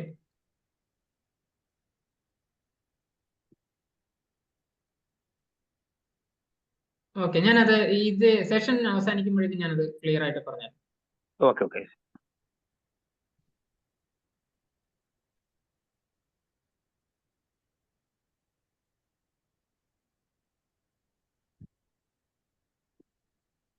ഹലോ എൻ്റെ പേര് സിറേഖനാണ്. വളരെ നല്ലൊരു പ്രസന്റേഷൻ. എനിക്ക് ഈ ഫാറ്റിന്റെ കെമിസ്ട്രിയെ പറ്റി പഠിക്കാൻ പറ്റിയ എനിക്ക് വളരെ സന്തോഷമുണ്ട്. ഇത് കേൾക്കാത്ത ഒത്തിരി കെമിസ്ട്രി സംബന്ധമായ ഇത് പഠിക്കാൻ പറ്റി. നല്ല കാര്യം. എനിക്ക് സംശയം എന്ന് പറയുന്നത് ഈ VLDL നമ്മളുടെ ലിവർ പ്രൊഡ്യൂസ് ചെയ്യുന്നതാണോ? ഇറ്റ് ഈസ് നോട്ട് നമ്മുടെ ഫുഡിന് അബ്സോർവ് ചെയ്യുന്നതല്ലല്ലോ ഈ VLDL. VLDL നമ്മുടെ ആക്ച്വലി അതൊരു ലിപ്പോ പ്രോട്ടീൻ ആണ്, നമ്മുടെ ശരീരം ഉണ്ടാക്കുന്നതാണ്, ഭക്ഷണത്തിന് അബ്സോർബ് ചെയ്യുന്നതല്ല. അല്ല. LDLോ? LDL അല്ല, മൂന്നും അല്ല. അല്ല, അപ്പൊ പിന്നെ എന്തുകൊണ്ടാണ് ഈ ഫാറ്റ് കഴിച്ചാൽ പ്രശ്നം എന്ന് പറയാൻ കാര്യം? ഫാറ്റ് ട്രൈഗ്ലിസറൈഡ് ഉണ്ടാവും കൂടുതൽ അതില്. ആ, അപ്പൊ ഈ ട്രൈഗ്ലിസറൈഡ് ശരിക്കും നേരിട്ട് തന്നെ ഈവൻ ഫാറ്റ് സാച്ചുറേറ്റഡ് ഫാറ്റും അൺസാച്ചുറേറ്റഡ് ഫാറ്റും ഉണ്ടല്ലോ. അപ്പൊ ഈ അൺസാച്ചുറേറ്റഡ് ഫാറ്റിനെ മറ്റ് നമ്മുടെ ശരീരത്തിന് ആവശ്യമുള്ള എസെൻഷ്യൽ ഫാറ്റിലേക്ക് മാറ്റിയെടുക്കാൻ വേണ്ടിയിട്ട് ശരീരത്തിന് പെടാപ്പാട് പെടണം. അപ്പൊ അത് ഒഴിവാക്കാൻ വേണ്ടിയിട്ടാണ് ഫാറ്റിന്റെ അളവ് കുറക്കാൻ പൊതുവെ പറയുന്നത്. അല്ലെങ്കിൽ സാച്ചുറേറ്റഡ് ഫാറ്റിന്റെയും അതുപോലെ തന്നെ ട്രാൻസ് ഫാറ്റിന്റെയും അളവ് കുറക്കാൻ പറയുന്നത്. ഓക്കെ. കൊളസ്ട്രോള് നമ്മുടെ ശരീരം തന്നെയാണ് ശരീരത്തിന് വേണ്ടത് ഉണ്ടാക്കുന്നത്. ഈ ട്രാൻസ് ഫാറ്റിന്റെ ഒന്ന് എക്സ്പ്ലെയിൻ ചെയ്യാമോ? എനിക്ക് അത് ആ ഫാം എനിക്ക് ഇവിടത്തെ കിട്ടിയിട്ടില്ല. Why is trans fat bad? Trans fat എന്ന് പറയുന്നത് ഹൈഡ്രോജനേഷൻ ചെയ്തിട്ട് ആക്കുന്നതാണ്. അതെ. ഓക്കെ. അപ്പൊ ഈ ഹൈഡ്രോജനേഷൻ ചെയ്ത് കഴിഞ്ഞാൽ നോർമലി OH അല്ലെങ്കിൽ ഈ എന്താ അതിന്റെ കെമിസ്ട്രിയിൽ പറയുകയാണെങ്കിൽ വെള്ളം, ഞാൻ നേരത്തെ പറഞ്ഞു, വെള്ളം ചൂടാക്കി കൊഴുപ്പിന്റെ കൂടെ ചെയ്ത് കഴിഞ്ഞാൽ അത് ഓട്ടോമാറ്റിക്കലി ട്രാൻസ് ഫാറ്റ് രൂപത്തിലേക്ക് ആവുമെന്ന് പറഞ്ഞു. ഈ ട്രാൻസ് ഫാറ്റ് പൊതുവേ നമ്മുടെ റൂം ടെമ്പറേച്ചറിൽ തന്നെ കട്ടയായിട്ടുണ്ടാവും. ഡാൽഡ ഒക്കെ ആ കാറ്റഗറിയിൽ വരുന്നതാണ്. അതെ. നമ്മളിപ്പം ഈ പപ്സ് അല്ലെങ്കിൽ ചില ബേക്കറി ഐറ്റംസിലൊക്കെ നമ്മളത് ചൂടാക്കിയിട്ട് അതിന് മുകളിൽ ഒന്ന് തടവുന്ന കണ്ടിട്ടുണ്ടോ? അതിന്റെ എന്താ അതിന് പറയാ, അതിന്റെ ലെയർ സെപ്പറേറ്റ് ആയിട്ട് നിൽക്കാൻ വേണ്ടിയിട്ട് ചൂടാക്കിയിട്ടോ ചൂടാക്കാതെയോ അവർ ചെയ്യും. അതങ്ങനെ ചെയ്യുന്നത് എന്തിനാന്ന് വെച്ച് കഴിഞ്ഞാൽ അതിന് ലെയർ ആയിട്ട് തന്നെ നമുക്ക് കഴിക്കുമ്പോൾ ആസ് എ കസ്റ്റമർ ഞാനത് കഴിക്കുന്ന സമയത്ത് എനിക്കത് വേറെ തന്നെ ഫീൽ ചെയ്യാൻ വേണ്ടിയിട്ട് ഒരു ടേസ്റ്റ് ഫീൽ ചെയ്യാനുമാണ്. പക്ഷെ ഈ ടേസ്റ്റിൽ കവിഞ്ഞ് അത് നമ്മുടെ ശരീരത്തിൽ ഗുണകരമാവുന്ന ഒന്നും തരുന്നില്ല. അതുകൊണ്ടാണ് ഈ ട്രാൻസ് ഫാറ്റ് പൂർണ്ണമായിട്ട് ഒഴിവാക്കണം എന്ന് പറയുന്നത്. ആക്ച്വലി പല ഫോറിൻ കൺട്രീസിലും ട്രാൻസ് ഫാറ്റ് ഏത് ഭക്ഷണത്തിലും വിൽക്കുന്ന ഭക്ഷണത്തിലും ഉണ്ടാവാൻ പാടില്ല എന്ന് ഉറപ്പിച്ചിട്ടുണ്ട്. ഇന്ത്യയും അങ്ങനെ ഒരു ഇത് കൊണ്ടുവന്നിട്ടുണ്ടായിരുന്നു. ജൂലൈ 2024 ആണെന്ന് തോന്നുന്നു. 0 ട്രാൻസ് ഫാറ്റ് ആണ് പെർമിറ്റഡ്. അതെ. അല്ല, എനിക്ക് എന്റെ കെമിസ്ട്രി എനിക്ക് പിടുത്തം കിട്ടാതെ. അതായത് ട്രാൻസ് ഫാറ്റ് നമ്മുടെ ശരീരം മെറ്റബോളിസം കഴിയുമ്പോൾ എന്തായിട്ട് കൺവേർട്ട് ചെയ്യപ്പെടുന്നു? ട്രാൻസ് ഫാറ്റ് ബോഡി മെറ്റാബോളിസം കഴിയുമ്പോൾ അതിന്റെ പ്രോഡക്റ്റ് എന്താണ്? അത് സ്റ്റോർ ചെയ്യുന്നുണ്ടാവും. കുറെ ശരീരത്തിൽ ഒന്ന് ഈ ഉപയോഗിക്കപ്പെടാൻ പറ്റാത്ത സാധനങ്ങള് ശരീരത്തിൽ പല സ്ഥലത്തും സ്റ്റിക്കി ആയിട്ടുണ്ടാവും. 2 കുറെ എക്സ്ക്രീഷൻ നമ്മുടെ മലത്തിൽ കൂടി പുറത്തേക്ക് പോകും. 3ാമത്തെ ഒരു പോർഷനാണ് ലിവറിലേക്ക് പോയിട്ട് ലിവർ അതിനെ പ്രോസസ് ചെയ്യാൻ ശ്രമിക്കുന്നത്. അതായത് ട്രാൻസ് ഫാറ്റ് നമുക്ക് ഡയറക്റ്റ് ഇൻറ്റസ്റ്റൈനിൽ നിന്ന് ബ്ലഡിലേക്ക് കടന്ന് അവിടെ ശരീരത്തിൽ പോയി അക്യുമുലേറ്റ് ചെയ്യുന്നതാണ് പറയുന്നത്. അത് ബ്ലഡിലേക്ക് പോയി കഴിഞ്ഞാലും ബ്ലഡിൽ നിന്ന് അത് നേരിട്ട് പോകുന്നത് ലിവറിലേക്ക് തന്നെയാണ്. സോ ലിവർ ആണ് പിന്നെ അതിനെ പ്രോസസ് ചെയ്യുന്നത്. ഈ ട്രാൻസ് ഫാറ്റ് ഒക്കെ കൂടുതലാവുമ്പോൾ ഓട്ടോമാറ്റിക്കലി ലിവറിന്റെ തിക്നെസ് കൂടും, അല്ലെങ്കിൽ ലിവറിനകത്തുള്ള ഫാറ്റി ലിവറും സിറോസിസും ഒക്കെ എത്താനുള്ള സാധ്യതകൾ കൂടും. ഫാറ്റി ലിവർ ആക്ച്വലി ജനറ്റിക് നല്ല ഫാക്ടർ അല്ലേ? പ്രത്യേകിച്ച് കേരളത്തിൽ അതൊരു ഫാക്ടർ ആണെന്നാണ് എൻ്റെ അറിവ്. അല്ല, ജനറ്റിക് ആണെങ്കിൽ എല്ലാവർക്കും മീൻസ് എനിക്ക് ഫാറ്റി ലിവർ ഉണ്ടെങ്കിൽ എന്റെ ജനറേഷനിൽ എല്ലാവർക്കും ഫാറ്റി ലിവർ ഉണ്ടാവണ്ടേ? മുകളിലുള്ള ജനറ്റിക് ഫാക്ടർ എല്ലാത്തിനും ഒരു പരിധിവരെ ഉണ്ട്. ഞാൻ പൂർണ്ണമായിട്ട് അതിനെ തള്ളിക്കളയല്ല ചെയ്യുന്നത്. എന്നാൽ ഈ ജനറ്റിക്സ് എപ്പോഴും ഞാൻ പറയുന്ന ഒരു ലോഡഡ് ഗണ്ണാണ്. ഇതിനെ ട്രിഗർ ചെയ്യുന്നത് നമ്മുടെ ലൈഫ് സ്റ്റൈലാണ്. എന്റെ അച്ഛന് ഹാർട്ട് അറ്റാക്കോ അല്ലെങ്കിൽ ഫാറ്റി ലിവറോ ഉണ്ടായിരുന്നത് എന്റെ ശരീരത്തിലേക്ക് ജനറ്റിക്കലി എത്താം. 10 തരത്തിലുള്ള ജീനുണ്ട് ഫാറ്റി ലിവർ കോസ് ചെയ്യുന്ന, ലിവർ പ്രോബ്ലംസ് ഉണ്ടാക്കുന്ന 10 ജീനുണ്ട്. ഈ 10 ജീനിനെ കൺട്രോൾ ചെയ്യാൻ വേണ്ടിയിട്ട് നമ്മുടെ ലൈഫ് സ്റ്റൈലിന് പറ്റുമെങ്കിൽ തീർച്ചയായിട്ടും അതിനെ ഒരു ജനറ്റിക് എന്ന് പറയാൻ പറ്റില്ല. Chance okay. ഉണ്ടായിരുന്നു ജനറ്റിക്കലി, ബട്ട് അതല്ല കോസ്. ഓൺലി കോസ് എന്ന് പറയുന്നത് അതല്ല. ഈവൻ ഞാനിപ്പോ അടുത്തിടെ വായിച്ചുകൊണ്ടിരിക്കുന്ന ഒരു പുസ്തകം എന്ന് പറയുന്നത് ഡോക്ടർ സരീൻ, ശിവ് സരീന്റെ പ്രശസ്തനായ ലിവർ ഡോക്ടറാണ് അദ്ദേഹം, ബോംബെന്ന്. അദ്ദേഹത്തിന്റെ ഒരു ബുക്കാണ് ഓൺ യുവർ ബോഡി എന്ന് പറഞ്ഞ. ഈ ബുക്കിൽ അദ്ദേഹം പറയുന്നത് ഈ ബുക്കാണ്. അപ്പൊ ഇതിൽ ഇദ്ദേഹം പറയുന്ന ഒരു പ്രധാനപ്പെട്ട കാര്യം തന്നെ, ഇഫ് യു ആർ ഫാറ്റി, നിങ്ങൾക്ക് നെക്സ്റ്റ് ജനറേഷനെ പറ്റി ചിന്തിക്കാനുള്ള സമയമായിട്ടില്ല എന്നാണ്. മീൻസ് അത്തരം ജീൻ നിങ്ങൾ നിങ്ങളുടെ നെക്സ്റ്റ് ജനറേഷനിലേക്ക്, നിങ്ങളുടെ കുട്ടികളിലേക്ക് കൊടുക്കാതിരിക്കൂ എന്നാണ് അദ്ദേഹം വളരെ സിമ്പിൾ ആയിട്ട് പറയുന്നത്. ലൈഫ് സ്റ്റൈലിലൂടെ അതിനെ കൺവേർട്ട് ചെയ്യാൻ പറ്റൂ. ലൈഫ് സ്റ്റൈലിനെ കൊണ്ട് കൺവേർട്ട് ചെയ്തിട്ട് അതിനെ നോർമൽ ആക്കുക, എന്നിട്ട് നിങ്ങൾ ഒരു കല്യാണത്തിനെ പറ്റിയോ ഒരു കുട്ടിയെ പറ്റിയിട്ടോ ആലോചിക്കാന്ന് പറയുന്നത്. Sir, can I say something?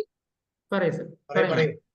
Sir, trans fat എന്ന് പറഞ്ഞ ആ സാറ് ചോദിച്ചത് എന്താന്ന് വെച്ച് കഴിഞ്ഞാല് അത് ട്രാൻസ്ഫാറ്റ് ഈ ഹാർട്ടിന് ബ്ലോക്ക് ഉണ്ടാക്കുന്ന ഒരു സംഭവമാണ് ട്രാൻസ്ഫാറ്റ്. കെമിക്കൽ സ്ട്രക്ചർ വരുമ്പം ഓയിലിന്റെ cis form and trans form, 2 forms വരുന്നുണ്ട്. So the trans forms are more reactive. കാരണം ഒരു മോളിക്യൂളിന്റെ 2 സൈഡിലും റിയാക്ഷൻ വരുന്നുണ്ട്. ഓക്സിഡൈസിങ്, റെഡ്യൂസിങ്, അങ്ങനത്തെ റിയാക്ഷൻ. മിറർ ഇമേജ് എന്ന് നമ്മൾ കെമിസ്ട്രി പഠിച്ചിട്ടുണ്ടല്ലോ, isomerism. So cis fats, trans fat. So cis fats are more reactive and ഇത് ഹാർട്ടിൽ ബ്ലോക്ക് ഉണ്ടാക്കുന്ന ഒരു സംഭവമാണ്. സാർ പറഞ്ഞതുപോലെ തന്നെ ബേക്കറിയിലെ ആ സ്ട്രക്ചർ നന്നാവാൻ വേണ്ടി, അതായത് പഫ്സിന്, പൊറോട്ടയ്ക്ക് ഒക്കെ ഒരു സ്ട്രക്ചർ കൊടുക്കാൻ വേണ്ടിയാണ് ബേക്കിംഗ് ഇൻഡസ്ട്രിയിൽ അത് യൂസ് ചെയ്യുന്നത്. അത് ഭയങ്കര, it is very harmful for the heart. Thank you sir. Okay, thank U. ഒരു പോയിന്റ് എനിക്കുണ്ടായിരുന്നു. അത് പറഞ്ഞാൽ നമ്മൾ ഗീ വെള്ളത്തിൽ ചൂടാക്കുകയാണെങ്കിൽ അത് കൺവേർട്ട് ചെയ്യപ്പെടുമെന്ന്. അങ്ങനെ മാറുമോ? Convert from cis to trans is very difficult chemistry wise. അങ്ങനെ ചുമ്മാ ചൂടാക്കിക്കൊണ്ട് അത് മണിക്കൂറിട്ട് ചൂടാക്കിയാൽ മേ ബി. അല്ല, അതിന്റെ തെളിവുകളും ഉണ്ടോ? ഞാൻ അത്ഭുതപ്പെട്ടു. ഒരു വളരെ പ്രൊഫഷണൽ ആയിട്ടുള്ള ഒരു ഷെഫ് ഇപ്പൊ റീസെന്റ് അദ്ദേഹത്തിന്റെ വീഡിയോയില് കാണിച്ചിരുന്ന ലേഡിയാണ്, അവരുടെ വീഡിയോയിൽ കാണിച്ചിരുന്നത് നെയ്യ് ചൂടാക്കിയിട്ട്, നെയ്യ് വെള്ളത്തിൽ ചൂടാക്കിയിട്ട് അല്ലെ, നെയ്യ് ഡയറക്റ്റ് ചൂടാക്കിയിട്ട് അത് ഐസ് ഇട്ടിട്ട് നെയ്യിലേക്ക് ഐസ് ക്യൂബ് ഇടുകയാണ്. ചൂടാക്കുമ്പോൾ അവിടെ ടെമ്പറേച്ചർ എന്തുമാത്രം മാറുകയെന്ന് നോക്കൂ. എന്നിട്ട് അതിനെ വെണ്ണയുടെ രൂപത്തിലേക്ക് മാറ്റുകയാണ് ചെയ്യുന്നത്. നമുക്ക് ചിന്തിക്കാൻ പറ്റുമോ? എനിക്ക് ചിന്തിക്കാൻ പറ്റുമായിരുന്നില്ല. വെണ്ണ ചൂടാക്കിയിട്ട് നെയ്യ് എടുക്കാറുണ്ട്, പക്ഷെ ഈ നെയ്യ് ചൂടാക്കിയിട്ട് അതിൽ ഐസ് ക്യൂബ് ഇട്ടിട്ട് വെണ്ണയാക്കി മാറ്റുക എന്ന് പറഞ്ഞു കഴിഞ്ഞാൽ, and they say it's healthy. അതുകൂടി കേട്ടപ്പോഴേക്കും എനിക്ക് മതിയായിരുന്നു. അല്ല, അത് ജസ്റ്റ് നമ്മളിപ്പം ഗീ തന്നെ തണുപ്പിച്ച് കഴിഞ്ഞാൽ കട്ടയാവുമല്ലോ. അത് തന്നെ സംഭവിക്കുന്നത്. അല്ല, വേറെ പ്രത്യേകിച്ച് അതിനകത്ത് ഇത് ഞാൻ കാണുന്നില്ല. മനസ്സിലായില്ല. ഗീ നമ്മൾ ചൂടാക്കിയാൽ നെയ്യ് തണുപ്പിച്ച് കഴിഞ്ഞാൽ കട്ടയാവും, അതെ, ഐസ് ഇട്ട് കഴിഞ്ഞാൽ കട്ടയാവും. പക്ഷെ വെണ്ണയാവില്ല. അല്ല, വെണ്ണ വെണ്ണ ആവാൻ പോലെ പറ്റില്ല. ആക്കി എടുക്കുകയാണ് ചെയ്യുന്നത്. അല്ല, വെള്ള പോലെ വെളുത്ത നിറം, വെളുത്ത നിറം. ബിക്കോസ് വെള്ളം കിടപ്പുണ്ട്, വെള്ളത്തിനകത്തേക്ക് ഇൻകോപ്പറേറ്റ് ചെയ്തുകൊണ്ട്. അതെ, അപ്പോഴവിടെ ശരിക്കും ഒരു തരത്തിൽ നടക്കുന്നത് ഈ ഹൈഡ്രജനേഷന്റെ ഒരു പ്രോസസ് ആണ് നടക്കുന്നത്. ഓൾറെഡി അത് സാച്ചുറേറ്റഡ് ഫാറ്റ് ആയിരുന്നു. ഈ സാച്ചുറേറ്റഡ് ഫാറ്റ് അല്ല, ഹൈഡ്രജനേഷൻ അല്ല. അത് എനിക്ക് തോന്നുന്നത് ആ വെള്ളത്തിന്റെ ചൂടത്ത് ഒരു certain limit of water is emulsified into the oil. അത് കട്ടയാകുമ്പോഴത്തേന് ആ വെള്ളം അതിനകത്ത് നിൽക്കുന്നതുകൊണ്ടാണ് നമ്മുടെ ഈ സ്റ്റിങ് ക്രീം ഉണ്ടാക്കുന്നത്. അതിനകത്തെല്ലാം വെള്ളമുണ്ട്. ഫാറ്റും വെള്ളം എമിസിഫൈ ചെയ്താണ് ഉണ്ടാക്കുന്നത്. പച്ചക്ക് പറഞ്ഞാൽ വെണ്ണ മാറിക്കൊണ്ടിരിക്കും, കളർ കൊടുത്താൽ വെണ്ണയായിട്ടിരിക്കും. അത് വെണ്ണയല്ല. നോർമലി ഗീ എന്ന് പറയുന്നത് സാച്ചുറേറ്റഡ് ഫാറ്റ് ആണ്. ഈ സാച്ചുറേഷനെ നമ്മൾ അൺസാച്ചുറേറ്റഡ് ആക്കിയിട്ടാണ് അതിൽ ഹൈഡ്രോജനേഷൻ ചെയ്യുന്നത്. അതാണ് അവിടുത്തെ പ്രശ്നം. മീൻസ് അതിനെ ആദ്യം സ്പ്ലിറ്റ് ചെയ്യും, എന്നിട്ട് ആ ചൂടും തണുപ്പും കൂടിയിട്ടുള്ള ഹൈ ടെമ്പറേച്ചറും ലോ ടെമ്പറേച്ചറും കൂടി കമ്പൈൻ ചെയ്തിട്ട് അതിനെ ഹൈഡ്രോജനേഷൻ ചെയ്യുകയാണ് ചെയ്യുന്നത്. എനിക്ക് മനസ്സിലായത് ആ ഒരു രീതിയിലായിരുന്നു. കാരണം ഞാനും അതിനെ അല്ല, ഹൈഡ്രജനേഷൻ എന്ന് പറയുന്നത് യൂഷ്വലി നമ്മുടെ ഈ വെജിറ്റബിൾ ഓയിൽ യൂസ് ഉം. നിക്കലോ അല്ലെങ്കിൽ കാറ്റലിസ്റ്റ് ഉപയോഗിച്ച് ഹൈഡ്രജൻ ആഡ് ചെയ്താണ്. അത് വെള്ളമേ ഇല്ല അതിനകത്ത്. Yeah correct sir. ഇത് ഹൈഡ്രജനേഷൻ നടക്കുന്നത് ഞങ്ങൾ ഇൻഡസ്ട്രിയിൽ പോയി നോക്കിയിട്ടുണ്ട്. ഹൈ ടെമ്പറേച്ചറിൽ the hydrogen is bombarded to the vegetable oil. അങ്ങനെയാണ് vegetable oil is been converted into hydrogenated fat Dalda. വളരെ കറക്റ്റ് ആണ്. അത് വെള്ളം ആവശ്യമില്ല. ആവശ്യമില്ല. വെള്ളമായിട്ട് യാതൊരു ബന്ധവുമില്ല. വെള്ളം എന്ന് പറയുന്നത് OH-ഉം H-ഉം ഗ്രൂപ്പ് കൂടിയതാണ്. അതെ. അപ്പൊ ഇതില് ഈ അതിനകത്ത് OH ഗ്രൂപ്പ് അത് H2-ഉം O2-ഉം ആയിട്ട് മാറുന്ന സമയത്താണ് ഇത് ഹൈഡ്രോജനേഷന് വേണ്ടിയിട്ട് ഹെൽപ്പ് ചെയ്യുന്നത്. നമ്മുടെ അതെ. നോർമൽ ഇപ്പൊ മാഡം പറഞ്ഞതുപോലെ തന്നെ ഇൻഡസ്ട്രിയൽ പർപ്പസിലാണ് ഹൈഡ്രജന്റെ യൂസേജ് വരുന്നത്. നമ്മുടെ കോമൺ കുക്കിങ്ങിൽ തന്നെ ഇങ്ങനെയുള്ള ഹൈഡ്രോജനേഷൻ നടക്കുന്നില്ലെങ്കിൽ നമ്മുടെ ജീവിതത്തിൽ ഇനി ട്രാൻസ്ഫാറ്റ് ഉണ്ടാവാൻ സാധ്യതയില്ല. കാരണം ഓൾറെഡി ഗവൺമെന്റ് ലെവലിലുള്ള എല്ലാ കുക്കറി ഐറ്റം എല്ലാ ഈറ്റബിൾ ഐറ്റംസിലും ട്രാൻസ്ഫാറ്റ് നിരോധിച്ചു കഴിഞ്ഞു. ഒരു അനിമലും അല്ലെങ്കിൽ ഒരു പ്ലാന്റും ട്രാൻസ്ഫാറ്റ് ഉണ്ടാക്കുന്നില്ല. ട്രാൻസ്ഫാറ്റിനെ ഉണ്ടാക്കപ്പെടുകയാണ്. മീൻസ് അത് നമ്മളായിട്ട് ഹ്യൂമൻ മെയ്ഡ് ആണ് സാധനം. അപ്പൊ ഈ ഹ്യൂമൻ മെയ്ഡ് സാധനം ഇനി ഉണ്ടാവില്ല. കാരണം ബോംബാർഡിങ്ങും പരിപാടികളൊക്കെ നിർത്തിവെച്ചു. പക്ഷേ ഇത് നമ്മൾ അൺനോയിങ്ലി നമ്മുടെ നിത്യജീവിതത്തിൽ തന്നെ ഈവൻ എൻ്റെ വീട്ടിലായാലും നിങ്ങളുടെ വീട്ടിലായാലും അത് ഉണ്ടാക്കപ്പെടുന്നുണ്ട്. കാരണം വെള്ളവും എണ്ണയും എവിടെയൊക്കെ ചൂടും തണുപ്പൊക്കെ ആയിട്ട് ടെമ്പറേച്ചർ വേരിയേഷൻ നടക്കുന്നോ അവിടെ ഈ ബോംബാർഡിങ് നടക്കുന്നുണ്ട്. അപ്പോൾ സാച്ചുറേറ്റഡ് ആയിട്ടുള്ള ഫാറ്റ് പോലും അൺസാച്ചുറേറ്റഡ് ആണെങ്കിൽ തീർച്ചയായിട്ടും നിങ്ങൾ ഹെൽത്തി രീതിയിൽ തന്നെ അതിനെ കഴിക്കണം എന്ന് പറയുന്നുണ്ട്. അതിനെ ചൂടാക്കാൻ പാടില്ല. ഒമേഗ പോലെയുള്ള സാധനങ്ങളെ വളരെ കൂടുതൽ ചൂടാക്കി കഴിഞ്ഞാൽ ഫിഷിന്റെ ഗുണം നഷ്ടപ്പെടുന്നത് എന്തുകൊണ്ടാണ്? അവിടെ ഇതേ ബോംബാർഡിങ് നടക്കുകയാണ്. അവിടെ ബോംബാർഡിങ് കുറെ കൂടി ഈസിയാണ്. കാരണം അത് അൺസാച്ചുറേറ്റഡ് ഫാറ്റ് ആണ്. നെയ്യ് പോലെയുള്ളത് ഓൾറെഡി സാച്ചുറേറ്റഡ് ആണ്. നെയ്യായാലും നമ്മുടെ വെളിച്ചെണ്ണ ആയാലും. ഈ സാച്ചുറേറ്റഡിനെ നമ്മൾ വെള്ളത്തിന്റെ കൂടെ ചൂടാക്കി കഴിഞ്ഞാൽ ഉണ്ടാവുന്ന ബുദ്ധിമുട്ടുകളാണ് ഒരുപക്ഷെ എനിക്ക് മനസ്സിലായിടത്തോളം ആ ഒരു പ്രോസസ്സിൽ വന്നത്. അതുകൊണ്ടാണ് ചീനച്ചട്ടിയിൽ വെള്ളം പൂർണ്ണമായിട്ടും കഴിഞ്ഞിട്ട് എണ്ണ ഒഴിക്കാവുള്ളൂ എന്ന് പറയുന്നത്. അതെ. അല്ല, അതിന്റെ വെള്ളത്തിൽ എണ്ണ ഒഴിച്ചാൽ പൊട്ടിത്തെറിക്കും. ആ മെയിൻ പോയിന്റ്. മോതിരിക്കും സാധനം മുഴുവൻ. പൊട്ടിത്തെറിക്കുന്നതിന്റെ കൂടെ ഈ ഹൈഡ്രോജനേഷന്റെ പ്രോസസ്സും കൂടെ നടക്കും. ഇല്ല, അത് കെമിസ്ട്രി വൈസ് എനിക്ക് ഗ്രാസ്പിക്കാൻ ബുദ്ധിമുട്ടുണ്ട്. ഞാൻ പഠിച്ച കെമിസ്ട്രി പറ്റൂല. Okay. Anyway very good comments. Sir, there are 3-4 types of oils. One is polyunsaturated, monosaturated, like this one olive oil, monounsaturated, coconut oil, അങ്ങനെ polyunsaturated. ഇതിന്റെയൊക്കെ ഒരു കോമ്പിനേഷൻ വേണം. പിന്നെ ഈ ട്രാൻസ്ഫാറ്റ് എന്ന് പറയുന്നത് ഡബിൾ ബോണ്ട്, ഹൈഡ്രോജന്റെ double bond both the side. Cis ഫോമിന്റെ ഒരു സൈഡിലേ വരുന്നുള്ളൂ കെമിക്കൽ ഇത്. ട്രാൻസ്ഫാറ്റ് അതുകൊണ്ട് തന്നെ ട്രാൻസ്ഫാറ്റ് ആർ മോർ റിയാക്റ്റീവ്. അതാണ് ഈ ബ്ലോക്ക് ഉണ്ടാവാൻ, ഹാർട്ടിന് ബ്ലോക്ക് ഉണ്ടാവാനായിട്ടുള്ള കാരണം അതാണ്. മറ്റേ സാറ് ചോദിച്ചത് എന്താന്ന് വെച്ച് കഴിഞ്ഞാല് ട്രാൻസ്ഫാറ്റ് കൊണ്ട് എന്താണ് മീൻസ് ഹാം മീൻസ് ഇതന്നെ ഹാർട്ടിന് ബ്ലോക്ക് ഉണ്ടാക്കുന്ന സാധനമാണ്. ഹാർട്ടിന് മാത്രമാണോ? എല്ലാ ധമനികളിലും അത് പ്രശ്നം ഉണ്ടാക്കത്തില്ലേ? Exactly. All the arteries will get clogged due to the. അപ്പുറത്തേക്ക് പിന്നെ എന്ത് പ്രശ്നമാണ് വേണ്ടത്? ഇത് മതിയല്ലോ.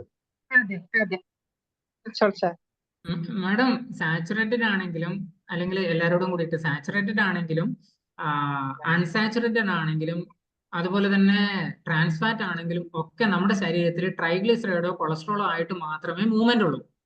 അതാണല്ലോ നമ്മൾ ലിപ്പിഡ് പ്രൊഫൈലിൽ സാച്ചുറേറ്റഡ് ആണോ അല്ലെങ്കിൽ അൺസാച്ചുറേറ്റഡ് ആണോ എന്നല്ല നോക്കുന്നത്. അപ്പൊ ഈ ട്രാൻസ്ഫാറ്റ് ട്രൈഗ്ലിസറൈഡിന്റെ അളവ് നേരിട്ട് കൂട്ടുകയാണ് ചെയ്യുന്നത്. ട്രൈഗ്ലിസറൈഡിന്റെ അളവ് കൂട്ടുമ്പോൾ നേരത്തെ ഞാൻ വൈറ്റ് സെല്ല് കാണിച്ചതുപോലെ ആ വൈറ്റ് സെല്ലില് ഒരു വലിയ ഫാറ്റ് ആണ് കാണിക്കുന്നത്. ആ ഒരു രീതിയിൽ അതിനെ കൂടുതൽ വലുതാക്കുകയാണ് ചെയ്യുന്നത്. അപ്പൊ ഈ കോശത്തിന്റെ അളവ് കൂടുമ്പോൾ ഓട്ടോമാറ്റിക്കലി അത് എവിടെ പോയാലും സ്റ്റിക്കി ആയി പോകാൻ സാധ്യതയുണ്ട്. ഇത് തന്നെ ഈ വൈറ്റ് സെല്ല് തന്നെ അതിനെ തിരിച്ചു കൊണ്ടുവരാൻ മീൻസ് ട്രൈഗ്ലിസറൈഡിന്റെ അളവ്. ട്രൈഗ്ലിസറൈഡ് എന്ന് പറയുന്നത് പൊതുവേ നമ്മുടെ ശരീരത്തിൽ ഓടി നടക്കുന്ന സാധനം. അതെ. അത് നിൽക്കില്ല, അത് അങ്ങനെ കണ്ടിന്യൂസ് ആയിട്ട് റണ്ണിങ്ങിലായിരിക്കും, അല്ലെങ്കിൽ പിന്നെ അത് പോയിട്ട് സ്റ്റോർ ആവും. അപ്പൊ ഈ സ്റ്റോർ ആവുന്ന സമയത്തും ശരീരത്തിൽ അത്രയും ലെവലിലുള്ള ട്രൈഗ്ലിസറൈഡ് ഉണ്ടെന്ന് ഉറപ്പുവരുത്തും. അതിനുശേഷം ഇത് സ്റ്റോർ ആവുള്ളൂ, ബാക്കിയുള്ളത് പോയിട്ട് സ്റ്റോർ ആവുള്ളൂ. അപ്പൊ ഈ ഇതിനെ തിരിച്ച് നമ്മുടെ ലിവറിലേക്ക് കൊണ്ടുവന്നിട്ട് നിങ്ങൾ ഇനിയും ട്രൈഗ്ലിസറൈഡ് ഉണ്ടാക്കല്ലേ, ഇനിയും നിങ്ങൾ കഴിക്കല്ലേ എന്നൊക്കെ പറയാൻ വേണ്ടിയിട്ട് ശ്രമിക്കുന്നതാണ് HDL. എന്ന് വെച്ച് കഴിഞ്ഞാൽ അത് HDL-ന് ഡെൻസിറ്റി കൂടുതലായിട്ടുള്ള രീതിയിലാണ്. ലിപ്പോപ്രോട്ടീനിൽ ലിപ്പിഡിന്റെ ഡെൻസിറ്റിയും കൂടുതലാണ്. അപ്പൊ അതിനെ കൂടുതൽ പിക്ക് ചെയ്ത് കൊണ്ടുവരാൻ, തിരിച്ചു കൊണ്ടുവരാൻ വേണ്ടിയിട്ട് കഴിവുണ്ട്. Yeah, HDL is a good fat, whereas LDL is more harmful.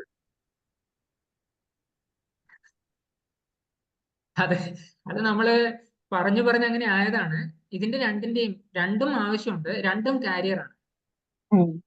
അപ്പൊ ഈ കാരിയർ ഒന്ന് നമ്മുടെ ലിവറിൽ നിന്ന് മറ്റു സ്ഥലങ്ങളിലേക്ക് കൊഴുപ്പിനെ കൊണ്ടെത്തിക്കുമ്പോൾ മറ്റേത് അവിടുന്ന് തിരിച്ചു കൊണ്ടുവരുന്നത് മാത്രമേ വ്യത്യാസമുള്ളൂ. തിരിച്ചു കൊണ്ടുവരുമ്പോൾ ലിവറിന് അത് മനസ്സിലാവും. അതേ സമയത്ത് ലിവറിന് ആ ലാംഗ്വേജ് മനസ്സിലാവാത്ത ഒരു സ്ഥിതിയിൽ എത്തിയിട്ടുണ്ടെങ്കിൽ HDL LDL ഒക്കെ കണക്കായി. ഈ ഫാറ്റി ലിവർ വരുമ്പോഴത്തേക്ക് ഓട്ടോമാറ്റിക്കായിട്ട് ഈ പ്രശ്നം ഉണ്ടാവും അല്ലേ? ഫാറ്റി ലിവർ വരുമ്പോഴേക്ക് ഈ ഒരു മെസ്സേജ് എല്ലാം നമ്മുടെ ശരീരം സെൻസ് ചെയ്യുന്നത് പലതരത്തിലുള്ള മെസ്സേജുകളായിട്ടാണ്. ഇലക്ട്രിക്കൽ ഇമ്പൾസസോ അല്ലെങ്കിൽ ഹോർമോണൽ സെൻസിറ്റിവിറ്റി ഒക്കെ ആയിട്ടാണ് അത് ചെയ്യുന്നത്. മീൻസ് ലോക്ക് ആൻഡ് കീ പോലെയൊക്കെയാണ് വർക്ക് ചെയ്യുന്നത്. അപ്പൊ ഈ വർക്ക് അവിടെ പ്രോപ്പർ ആയിട്ട് നടക്കില്ല. ഫാറ്റി ലിവർ വരുമ്പോൾ ലിവറിന്റെ സെല്ലിന്റെ ഡാമേജ് തുടങ്ങി എന്നാണ് അർത്ഥം. കരളിന്റെ ചുറ്റും കണ്ടമാനം ഫാറ്റ് അടിഞ്ഞു കൂടുമ്പോൾ പോയിട്ട് വരുന്നതാണോ, അങ്ങോട്ട് പോകുന്നതാണോ, ഇങ്ങോട്ട് പോകുന്നതാണോ എന്നൊന്നും കരളിന് അറിയാൻ പറ്റത്തില്ല. കരളിന് ചുറ്റുമല്ല, അത് വിസറൽ ഫാറ്റ്, കരളിനകത്ത് തന്നെ കരള് സ്റ്റോർ ചെയ്യുന്നുണ്ട്. കരള് കൊഴുപ്പ് സ്റ്റോർ ചെയ്യും. എക്സസ് ആയിട്ട് വരുന്ന എല്ലാം കരളിൽ സ്റ്റോർ ചെയ്യും. അതെ. യെസ്. വേറെ ആർക്കെങ്കിലും എന്തെങ്കിലും സംശയങ്ങൾ? ഇത് എത്ര പറഞ്ഞാലും പ്രത്യേകിച്ച് കൊടകാരുടെ ഒരു രക്ഷയില്ല. കാരണം ഇത് അത്ര എളുപ്പമായിട്ട് മാറ്റാനും പറ്റത്തില്ല. ഒത്തിരി പ്രോസസ് ചെയ്യണമില്ല. ഡയറക്റ്റ് ആയിട്ട് എക്സസൈസിലൂടെ ഇതിനെ കൺവേർട്ട് ചെയ്യാനുള്ള ഒരു കപ്പാസിറ്റി നമുക്ക് വരുന്നില്ല എങ്കിൽ അതുകൊണ്ട് ഭക്ഷണം വളരെ ശ്രദ്ധിച്ച് കഴിക്കുക, കുറച്ച് കഴിക്കുക. ഉലഹനൻ സാറിനെ പോലെയൊക്കെ എപ്പോഴും നേർത്തതായിട്ടിരിക്കുക. അല്ലെ സാർ? പക്ഷെ പൊതുജനങ്ങളെ ഇന്നത്തെ അലോപ്പതി ഡോക്ടേഴ്സ് കുറെ പറ്റിക്കണല്ലേ. ഇപ്പൊ ടോട്ടൽ കൊളസ്ട്രോൾ നോക്കിക്കും, അത് 160 ആണെങ്കിലും ശരി സ്റ്റാറ്റിൻ കണ്ടിന്യൂ ചെയ്തു, അല്ലെങ്കിൽ അറ്റാക്ക് റെഡി എന്നും പറഞ്ഞാണ് ഒരു വിവരവും ഇല്ലാത്ത രോഗികൾക്ക് കൊടുക്കണത്. അങ്ങോട്ട് സ്റ്റാറ്റിൻ അപ്പൊ തുടങ്ങി സ്റ്റാർട്ട് ചെയ്യിക്കും. ഒരു പോയിന്റ് ഉണ്ട് മാഡം അതില്. ഡയബറ്റിക് പേഷ്യന്റിന് ഇനി കൊളസ്ട്രോൾ ഇല്ലെങ്കിലും statins they will start. Why? Because കാരണം ടു പ്രൊട്ടക്ട് ദ ഹാർട്ടിന്റെ ആർട്ടറിയെ പ്രൊട്ടക്ട് ചെയ്യാൻ വേണ്ടി. കാരണം ഡയബറ്റിസ് ഈസ് എന്ന് പറയുന്നത് ഒരു എന്താ പറയുന്നത്, എല്ലാ ഈ വെസൽസിനെ, ഇറ്റ്സ് എ വാസ്കുലർ അത് വെസൽസിനെ ഒക്കെ നശിപ്പിക്കുന്ന, ആ എൻഡോത്തീലിയൻ സെൽസിനെ ഒക്കെ നശിപ്പിച്ചത് ആ വെസൽ ഷ്രിങ്ക് ആകും. ഓക്കെ, അപ്പൊ അങ്ങനെ ഷ്രിങ്ക് ആകുമ്പോഴാണ് that is one of the cause for the heart attack in diabetic people. Shrinkage of vessels. ചിലപ്പം വേറെ കേസസിൽ ബ്ലോക്ക് ഉണ്ടാവും. ഷ്രിങ്കേജ് വന്നാൽ ഇപ്പൊ ഒരു പൈപ്പ് അങ്ങ് ചുരുങ്ങിപ്പോയി കഴിഞ്ഞാലും അവിടെ അറ്റാക്ക് വരും. അപ്പം ആ ഹാർട്ടിന്റെ വെസലിന് ശക്തി കൊടുക്കാൻ വേണ്ടി, ടു റിപ്പയർ, ടു സപ്പോർട്ട് ചെയ്യാൻ വേണ്ടിയാണ് ഡോക്ടേഴ്സ് സ്റ്റാറ്റിൻസ് കൊടുക്കുന്നത്.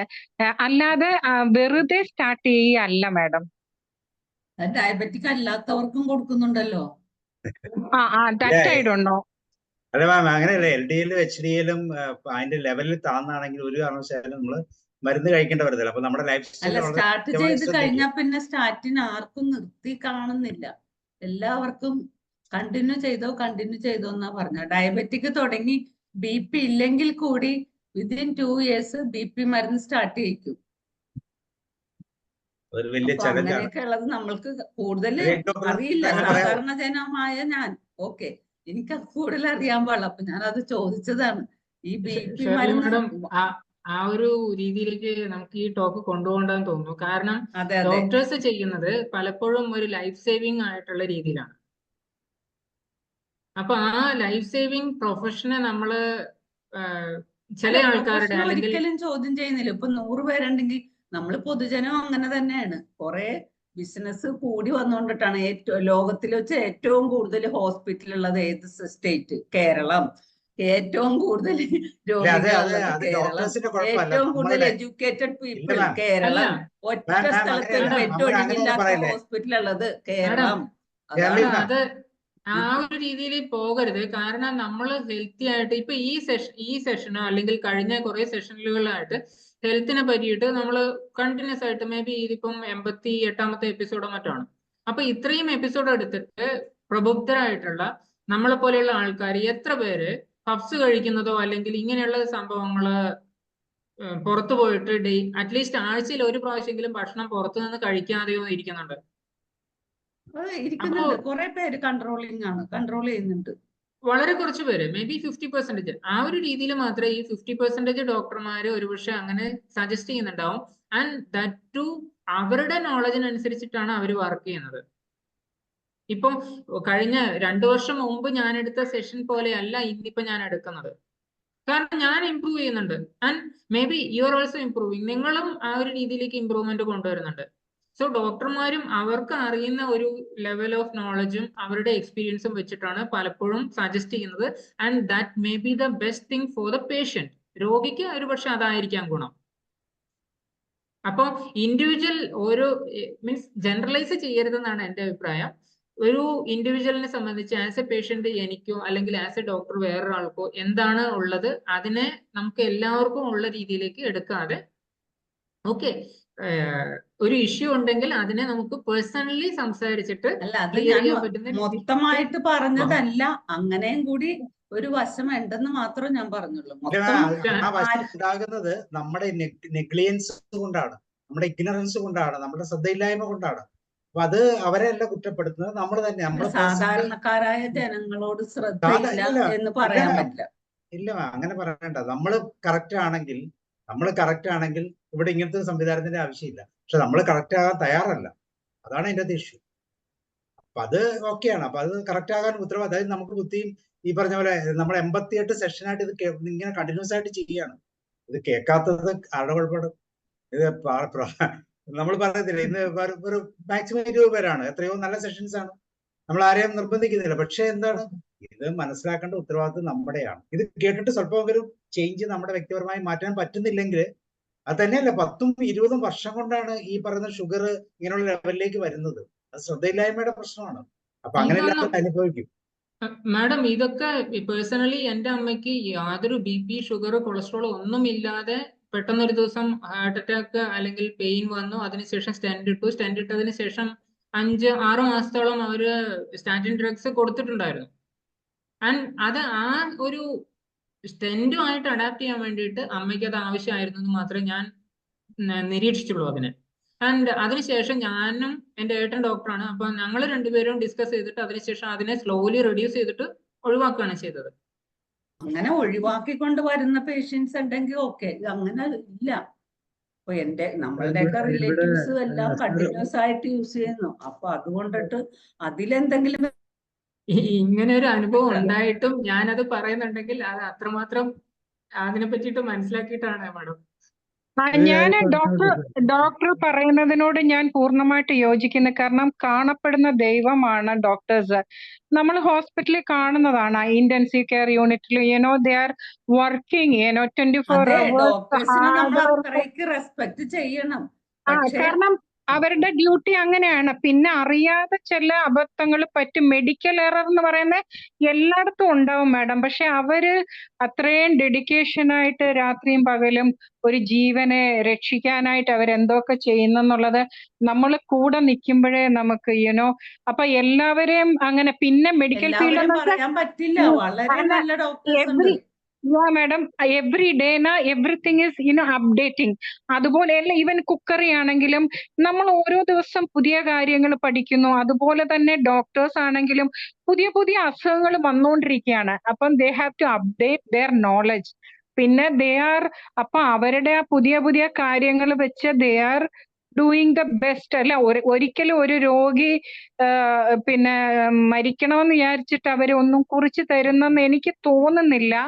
I don't know, maybe I have to. അങ്ങനെയില്ല. പക്ഷെ നമ്മൾക്ക് ഇവിടെ ഞാൻ പറഞ്ഞത് ടോട്ടലായിട്ട് പറഞ്ഞത് ഇവിടെ ആ. ഡോക്ടേഴ്സിന് അപ്ഡേഷൻ കുറവാ. പുറത്തുള്ള ഡോക്ടേഴ്സ് അത് 6 മാസത്തിലൊരിക്കൽ update ആവുന്ന, അവരൊരു കോഴ്സ് എടുക്കണം. ആസ് എ ഹ്യൂമൻ ബീയിങ് നമുക്ക് എല്ലാവർക്കും, പ്രത്യേകിച്ച് അവേർഡ് കസ്റ്റമർ എന്ന് പറയാം. ആസ് എ പേഷ്യന്റ് ഞാനൊരു കസ്റ്റമറാണ്, ഒരു രോഗിയുടെ അല്ലെങ്കിൽ ഒരു ഡോക്ടറുടെ അല്ലെങ്കിൽ ഒരു മരുന്നിന്റെ കസ്റ്റമറാണ്. അപ്പൊ ആസ് എൻ അവേർഡ് കസ്റ്റമർ എനിക്ക് best of the best choose ചെയ്യാനുള്ള ഓപ്ഷൻ ഉണ്ട്. എനിക്ക് സെക്കൻഡ് ഒപ്പീനിയനും തേർഡ് ഒപ്പീനിയനും എടുക്കാനുള്ള ഓപ്ഷൻ ഉണ്ട്.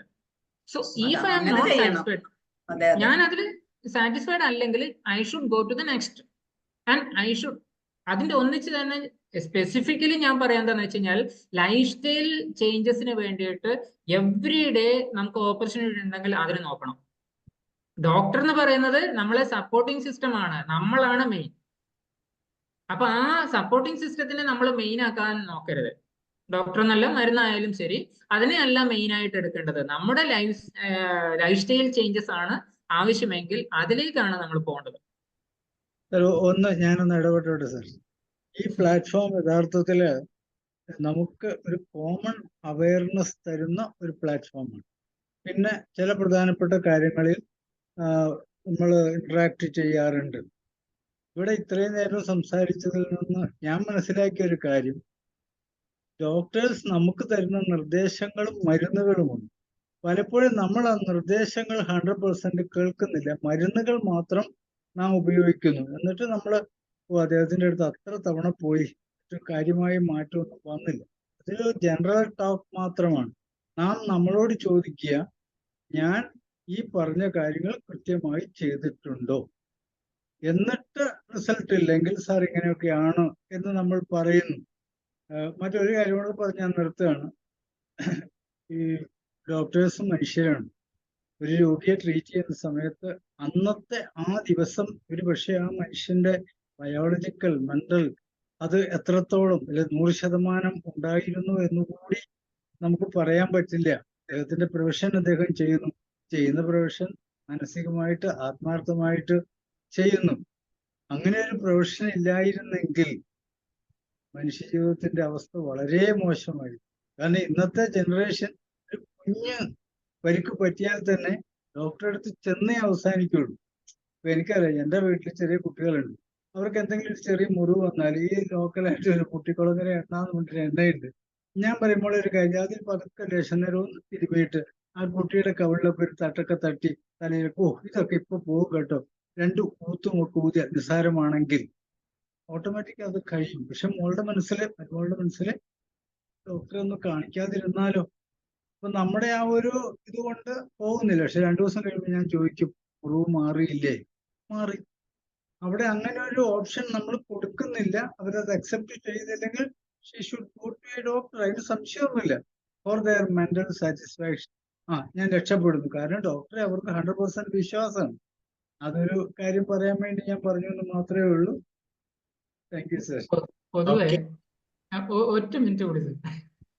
പൊതുവെ നമ്മളിപ്പോ ഒരു വെഹിക്കിൾ അല്ലെങ്കിൽ ഫ്രിഡ്ജ് ഇതുപോലെയുള്ള സാധനങ്ങളൊക്കെ വാങ്ങിക്കുമ്പോൾ ചിലതിലൊക്കെ മാനുഫാക്ചറിങ് ഡിഫക്റ്റ് ഉണ്ടാവാറുണ്ട് അല്ലെ? മാനുഫാക്ചറിങ് ഡിഫക്റ്റ് നോട്ട് ചെയ്ത് കഴിഞ്ഞാൽ ഇമ്മീഡിയറ്റ്ലി അവർ ആ കമ്പനി അത് സ്റ്റോപ്പ് ചെയ്യും, പ്രോസസ്സ് സ്റ്റോപ്പ് ചെയ്യും. കാരണം മാനുഫാക്ചറിങ് ഡിഫക്റ്റിനെ സംബന്ധിച്ച് ഈവൻ അവർ റീകോൾ ചെയ്യും. കംപ്ലീറ്റ് ലോട്ടും, ഇപ്പൊ ഫോർഡൊക്കെ റീസെന്റ് ചെയ്ത അങ്ങനെയായിരുന്നു, കംപ്ലീറ്റ് ലോട്ടും അവര് തിരിച്ചെടുക്കും. എന്നിട്ട് പുതിയത് എടുക്കും, അല്ലെങ്കിൽ കസ്റ്റമറിന് പുതിയത് കൊടുക്കും. ഈവൻ എന്റെ ബലിനോയ്ക്കും അതിന്റെ സ്റ്റെയറിംഗ് വീലുമായിട്ട് ബന്ധപ്പെട്ടിട്ട് അവരത് തിരിച്ചെടുത്തിട്ട് പുതിയ അസംബ്ലി ഫിറ്റ് ചെയ്ത് തരിക ചെയ്ത ഫ്രീ ഓഫ് കോസ്റ്റ്. അത് മാനുഫാക്ചറിങ് ഡിഫക്റ്റ് എക്യുപ്മെന്റ്സിനെ പറ്റിയൊക്കെ. നമ്മുടെ ജീവിതത്തിനെ പറ്റിയിട്ടുള്ള ഒരു മാനുഫാക്ചറിങ് ഡിഫക്റ്റ് ഒരു പക്ഷേ ജനറ്റിക്കൽ, നേരത്തെ സിറിയക് സാർ പറഞ്ഞ പോലെ ജനറ്റിക്കലൊക്കെ ഉണ്ടെങ്കിൽ അതിന് റിട്ടേൺ എടുക്കാൻ പറ്റും. അതിന് ലൈഫ് സ്റ്റൈൽ മോഡിഫിക്കേഷൻ കൊണ്ട് തന്നെ നമ്മൾ അതിനെ ക്യൂർ ചെയ്യണം, അല്ലെങ്കിൽ നെക്സ്റ്റ് ജനറേഷനിലേക്ക് അങ്ങനെ ഒരു മാനുഫാക്ചറിങ് ഡിഫക്റ്റോട് കൂടിയ ഒരു പ്രൊഡക്ടിവിറ്റി ഒരു നെക്സ്റ്റ് ജനറേഷൻ ഉണ്ടാക്കാതെ നമ്മൾ നോക്കണം. അത് നമ്മുടെ ഉത്തരവാദിത്തം. അല്ലെങ്കിൽ അതിനെ കറക്റ്റ് ചെയ്യാൻ വേണ്ടിയിട്ടുള്ള ജീവിതശൈലി നമ്മുടെ ജീവിതത്തിൽ കൂടി നെക്സ്റ്റ് ജനറേഷന് പറഞ്ഞു കൊടുക്കണം. ചിലപ്പോഴൊക്കെ സാധാപം തോന്നാറുണ്ട്, വളരെ അൺഹെൽത്തി ആയിട്ടുള്ള ആൾക്കാർ എങ്ങനെയെങ്കിലും ഒക്കെ ഒരു കുട്ടിയായിട്ട് ആ കുട്ടിക്ക് വേണ്ടിയിട്ട് പിന്നെ ഉള്ള കാശ് മുഴുവൻ ആദ്യം IVF പല ട്രീറ്റ്മെന്റ് മെത്തേഡുകളും ഉപയോഗിച്ച് അതിനുശേഷം പിന്നീട് അങ്ങനെയുള്ള ഒരുപക്ഷെ ഡിഫക്റ്റഡ് പീസ് ഉണ്ടാക്കാൻ വേണ്ടിയിട്ട് പോലും റെഡി ആവുന്നത്. അതിനു മുമ്പ് ആദ്യം നമ്മൾ ചെയ്യേണ്ടത് നമ്മുടെ ജീവിതശൈലിയായിട്ട് ബന്ധപ്പെട്ടിട്ടുള്ള പ്രധാനപ്പെട്ട ഫാക്ടേഴ്സ് ഒക്കെ കറക്റ്റ് ചെയ്യുക എന്നുള്ളത് തന്നെയാണ്. ഓക്കെ, അപ്പൊ നമ്മളുടെ ഉത്തരവാദിത്തമാണിത്. ആ ഉത്തരവാദിത്തത്തിൽ നമ്മൾ മാറണ്ട, മറ്റാരെയും അതിന്റെ കൂടെ കൂട്ടണ്ട. ഷെലീവം പറഞ്ഞത് ഡോക്ടർ പബ്ലിക് പ്ലാറ്റ്ഫോം എന്നുള്ള നിലയിലാണ്. കാരണം നമുക്ക് എല്ലാവരെയും ഒരുപോലെ കരുതണം. ഡോക്ടർ, ഞാൻ ആരെയും ബ്ലെയിം ചെയ്യണില്ല. ഡോക്ടേഴ്സിന്റെ ഒരു ടച്ച് കൊണ്ട് തന്നെ നമ്മൾക്കൊരു സാറ്റിസ്ഫാക്ഷൻ കിട്ടുന്ന അങ്ങനെയുണ്ട്, നല്ല നല്ല ഇതുണ്ട്. പക്ഷെ കുറെ കാര്യങ്ങൾ ഇപ്പം നമ്മൾ ഈ അടുത്തിടെ കുറച്ച് നാളുകളായിട്ടാണ് കുറെ മരുന്ന് അത് കഴിച്ചു കഴിയുമ്പോൾ അത് ബാൻ ചെയ്തു. അപ്പൊ അത്ര നാളും കഴിച്ച പേഷ്യൻസിന്റെ ഉള്ളിൽ അങ്ങനെയുള്ള ചെറിയ ചെറിയ തോട്ട്സിനെ കുറിച്ചിട്ട് മാത്രമേ പറഞ്ഞുള്ളൂ. ഞാൻ ഒരിക്കലും ഒരു ഡോക്ടറിനെയും കുറ്റം പറയൂല. കാരണം അവരുടെ വർക്ക് അതേപോലെയാണ്, അത്ര സ്ട്രെസ്ഡ് ആണ്. നൈറ്റ് ഡ്യൂട്ടിയും ഫുൾ ടൈം നോക്കലും എല്ലാം ഉണ്ട്. അപ്പൊ അതിൽ കുറെ വീഴ്ചകളും വരുന്നുണ്ട്. നമ്മൾ അതിനെ മാത്രം ചൂണ്ടിക്കാണിക്കാൻ പറ്റില്ല. എല്ലാ ഇതും വേണം, അലോപ്പതി വേണം, ആയുർവേദം വേണം, എല്ലാത്തിലും എല്ലാം ഓക്കെ. ഇതിനേക്കാളും ഒക്കെ പ്രാധാന്യം നമ്മളാണ്, നമ്മുടെ അവനവൻ തന്നെ ശ്രദ്ധിക്കണം. അതാണ് ഏറ്റവും വലിയ കാര്യം. ഓക്കെ, അപ്പൊ ആ ഒരു മെസ്സേജോട് കൂടി നമുക്ക് വൈൻഡപ്പ് ചെയ്യാം. താങ്ക് യു സെൽ sir. Okay, thank you. Okay, thank you and see you. Good night.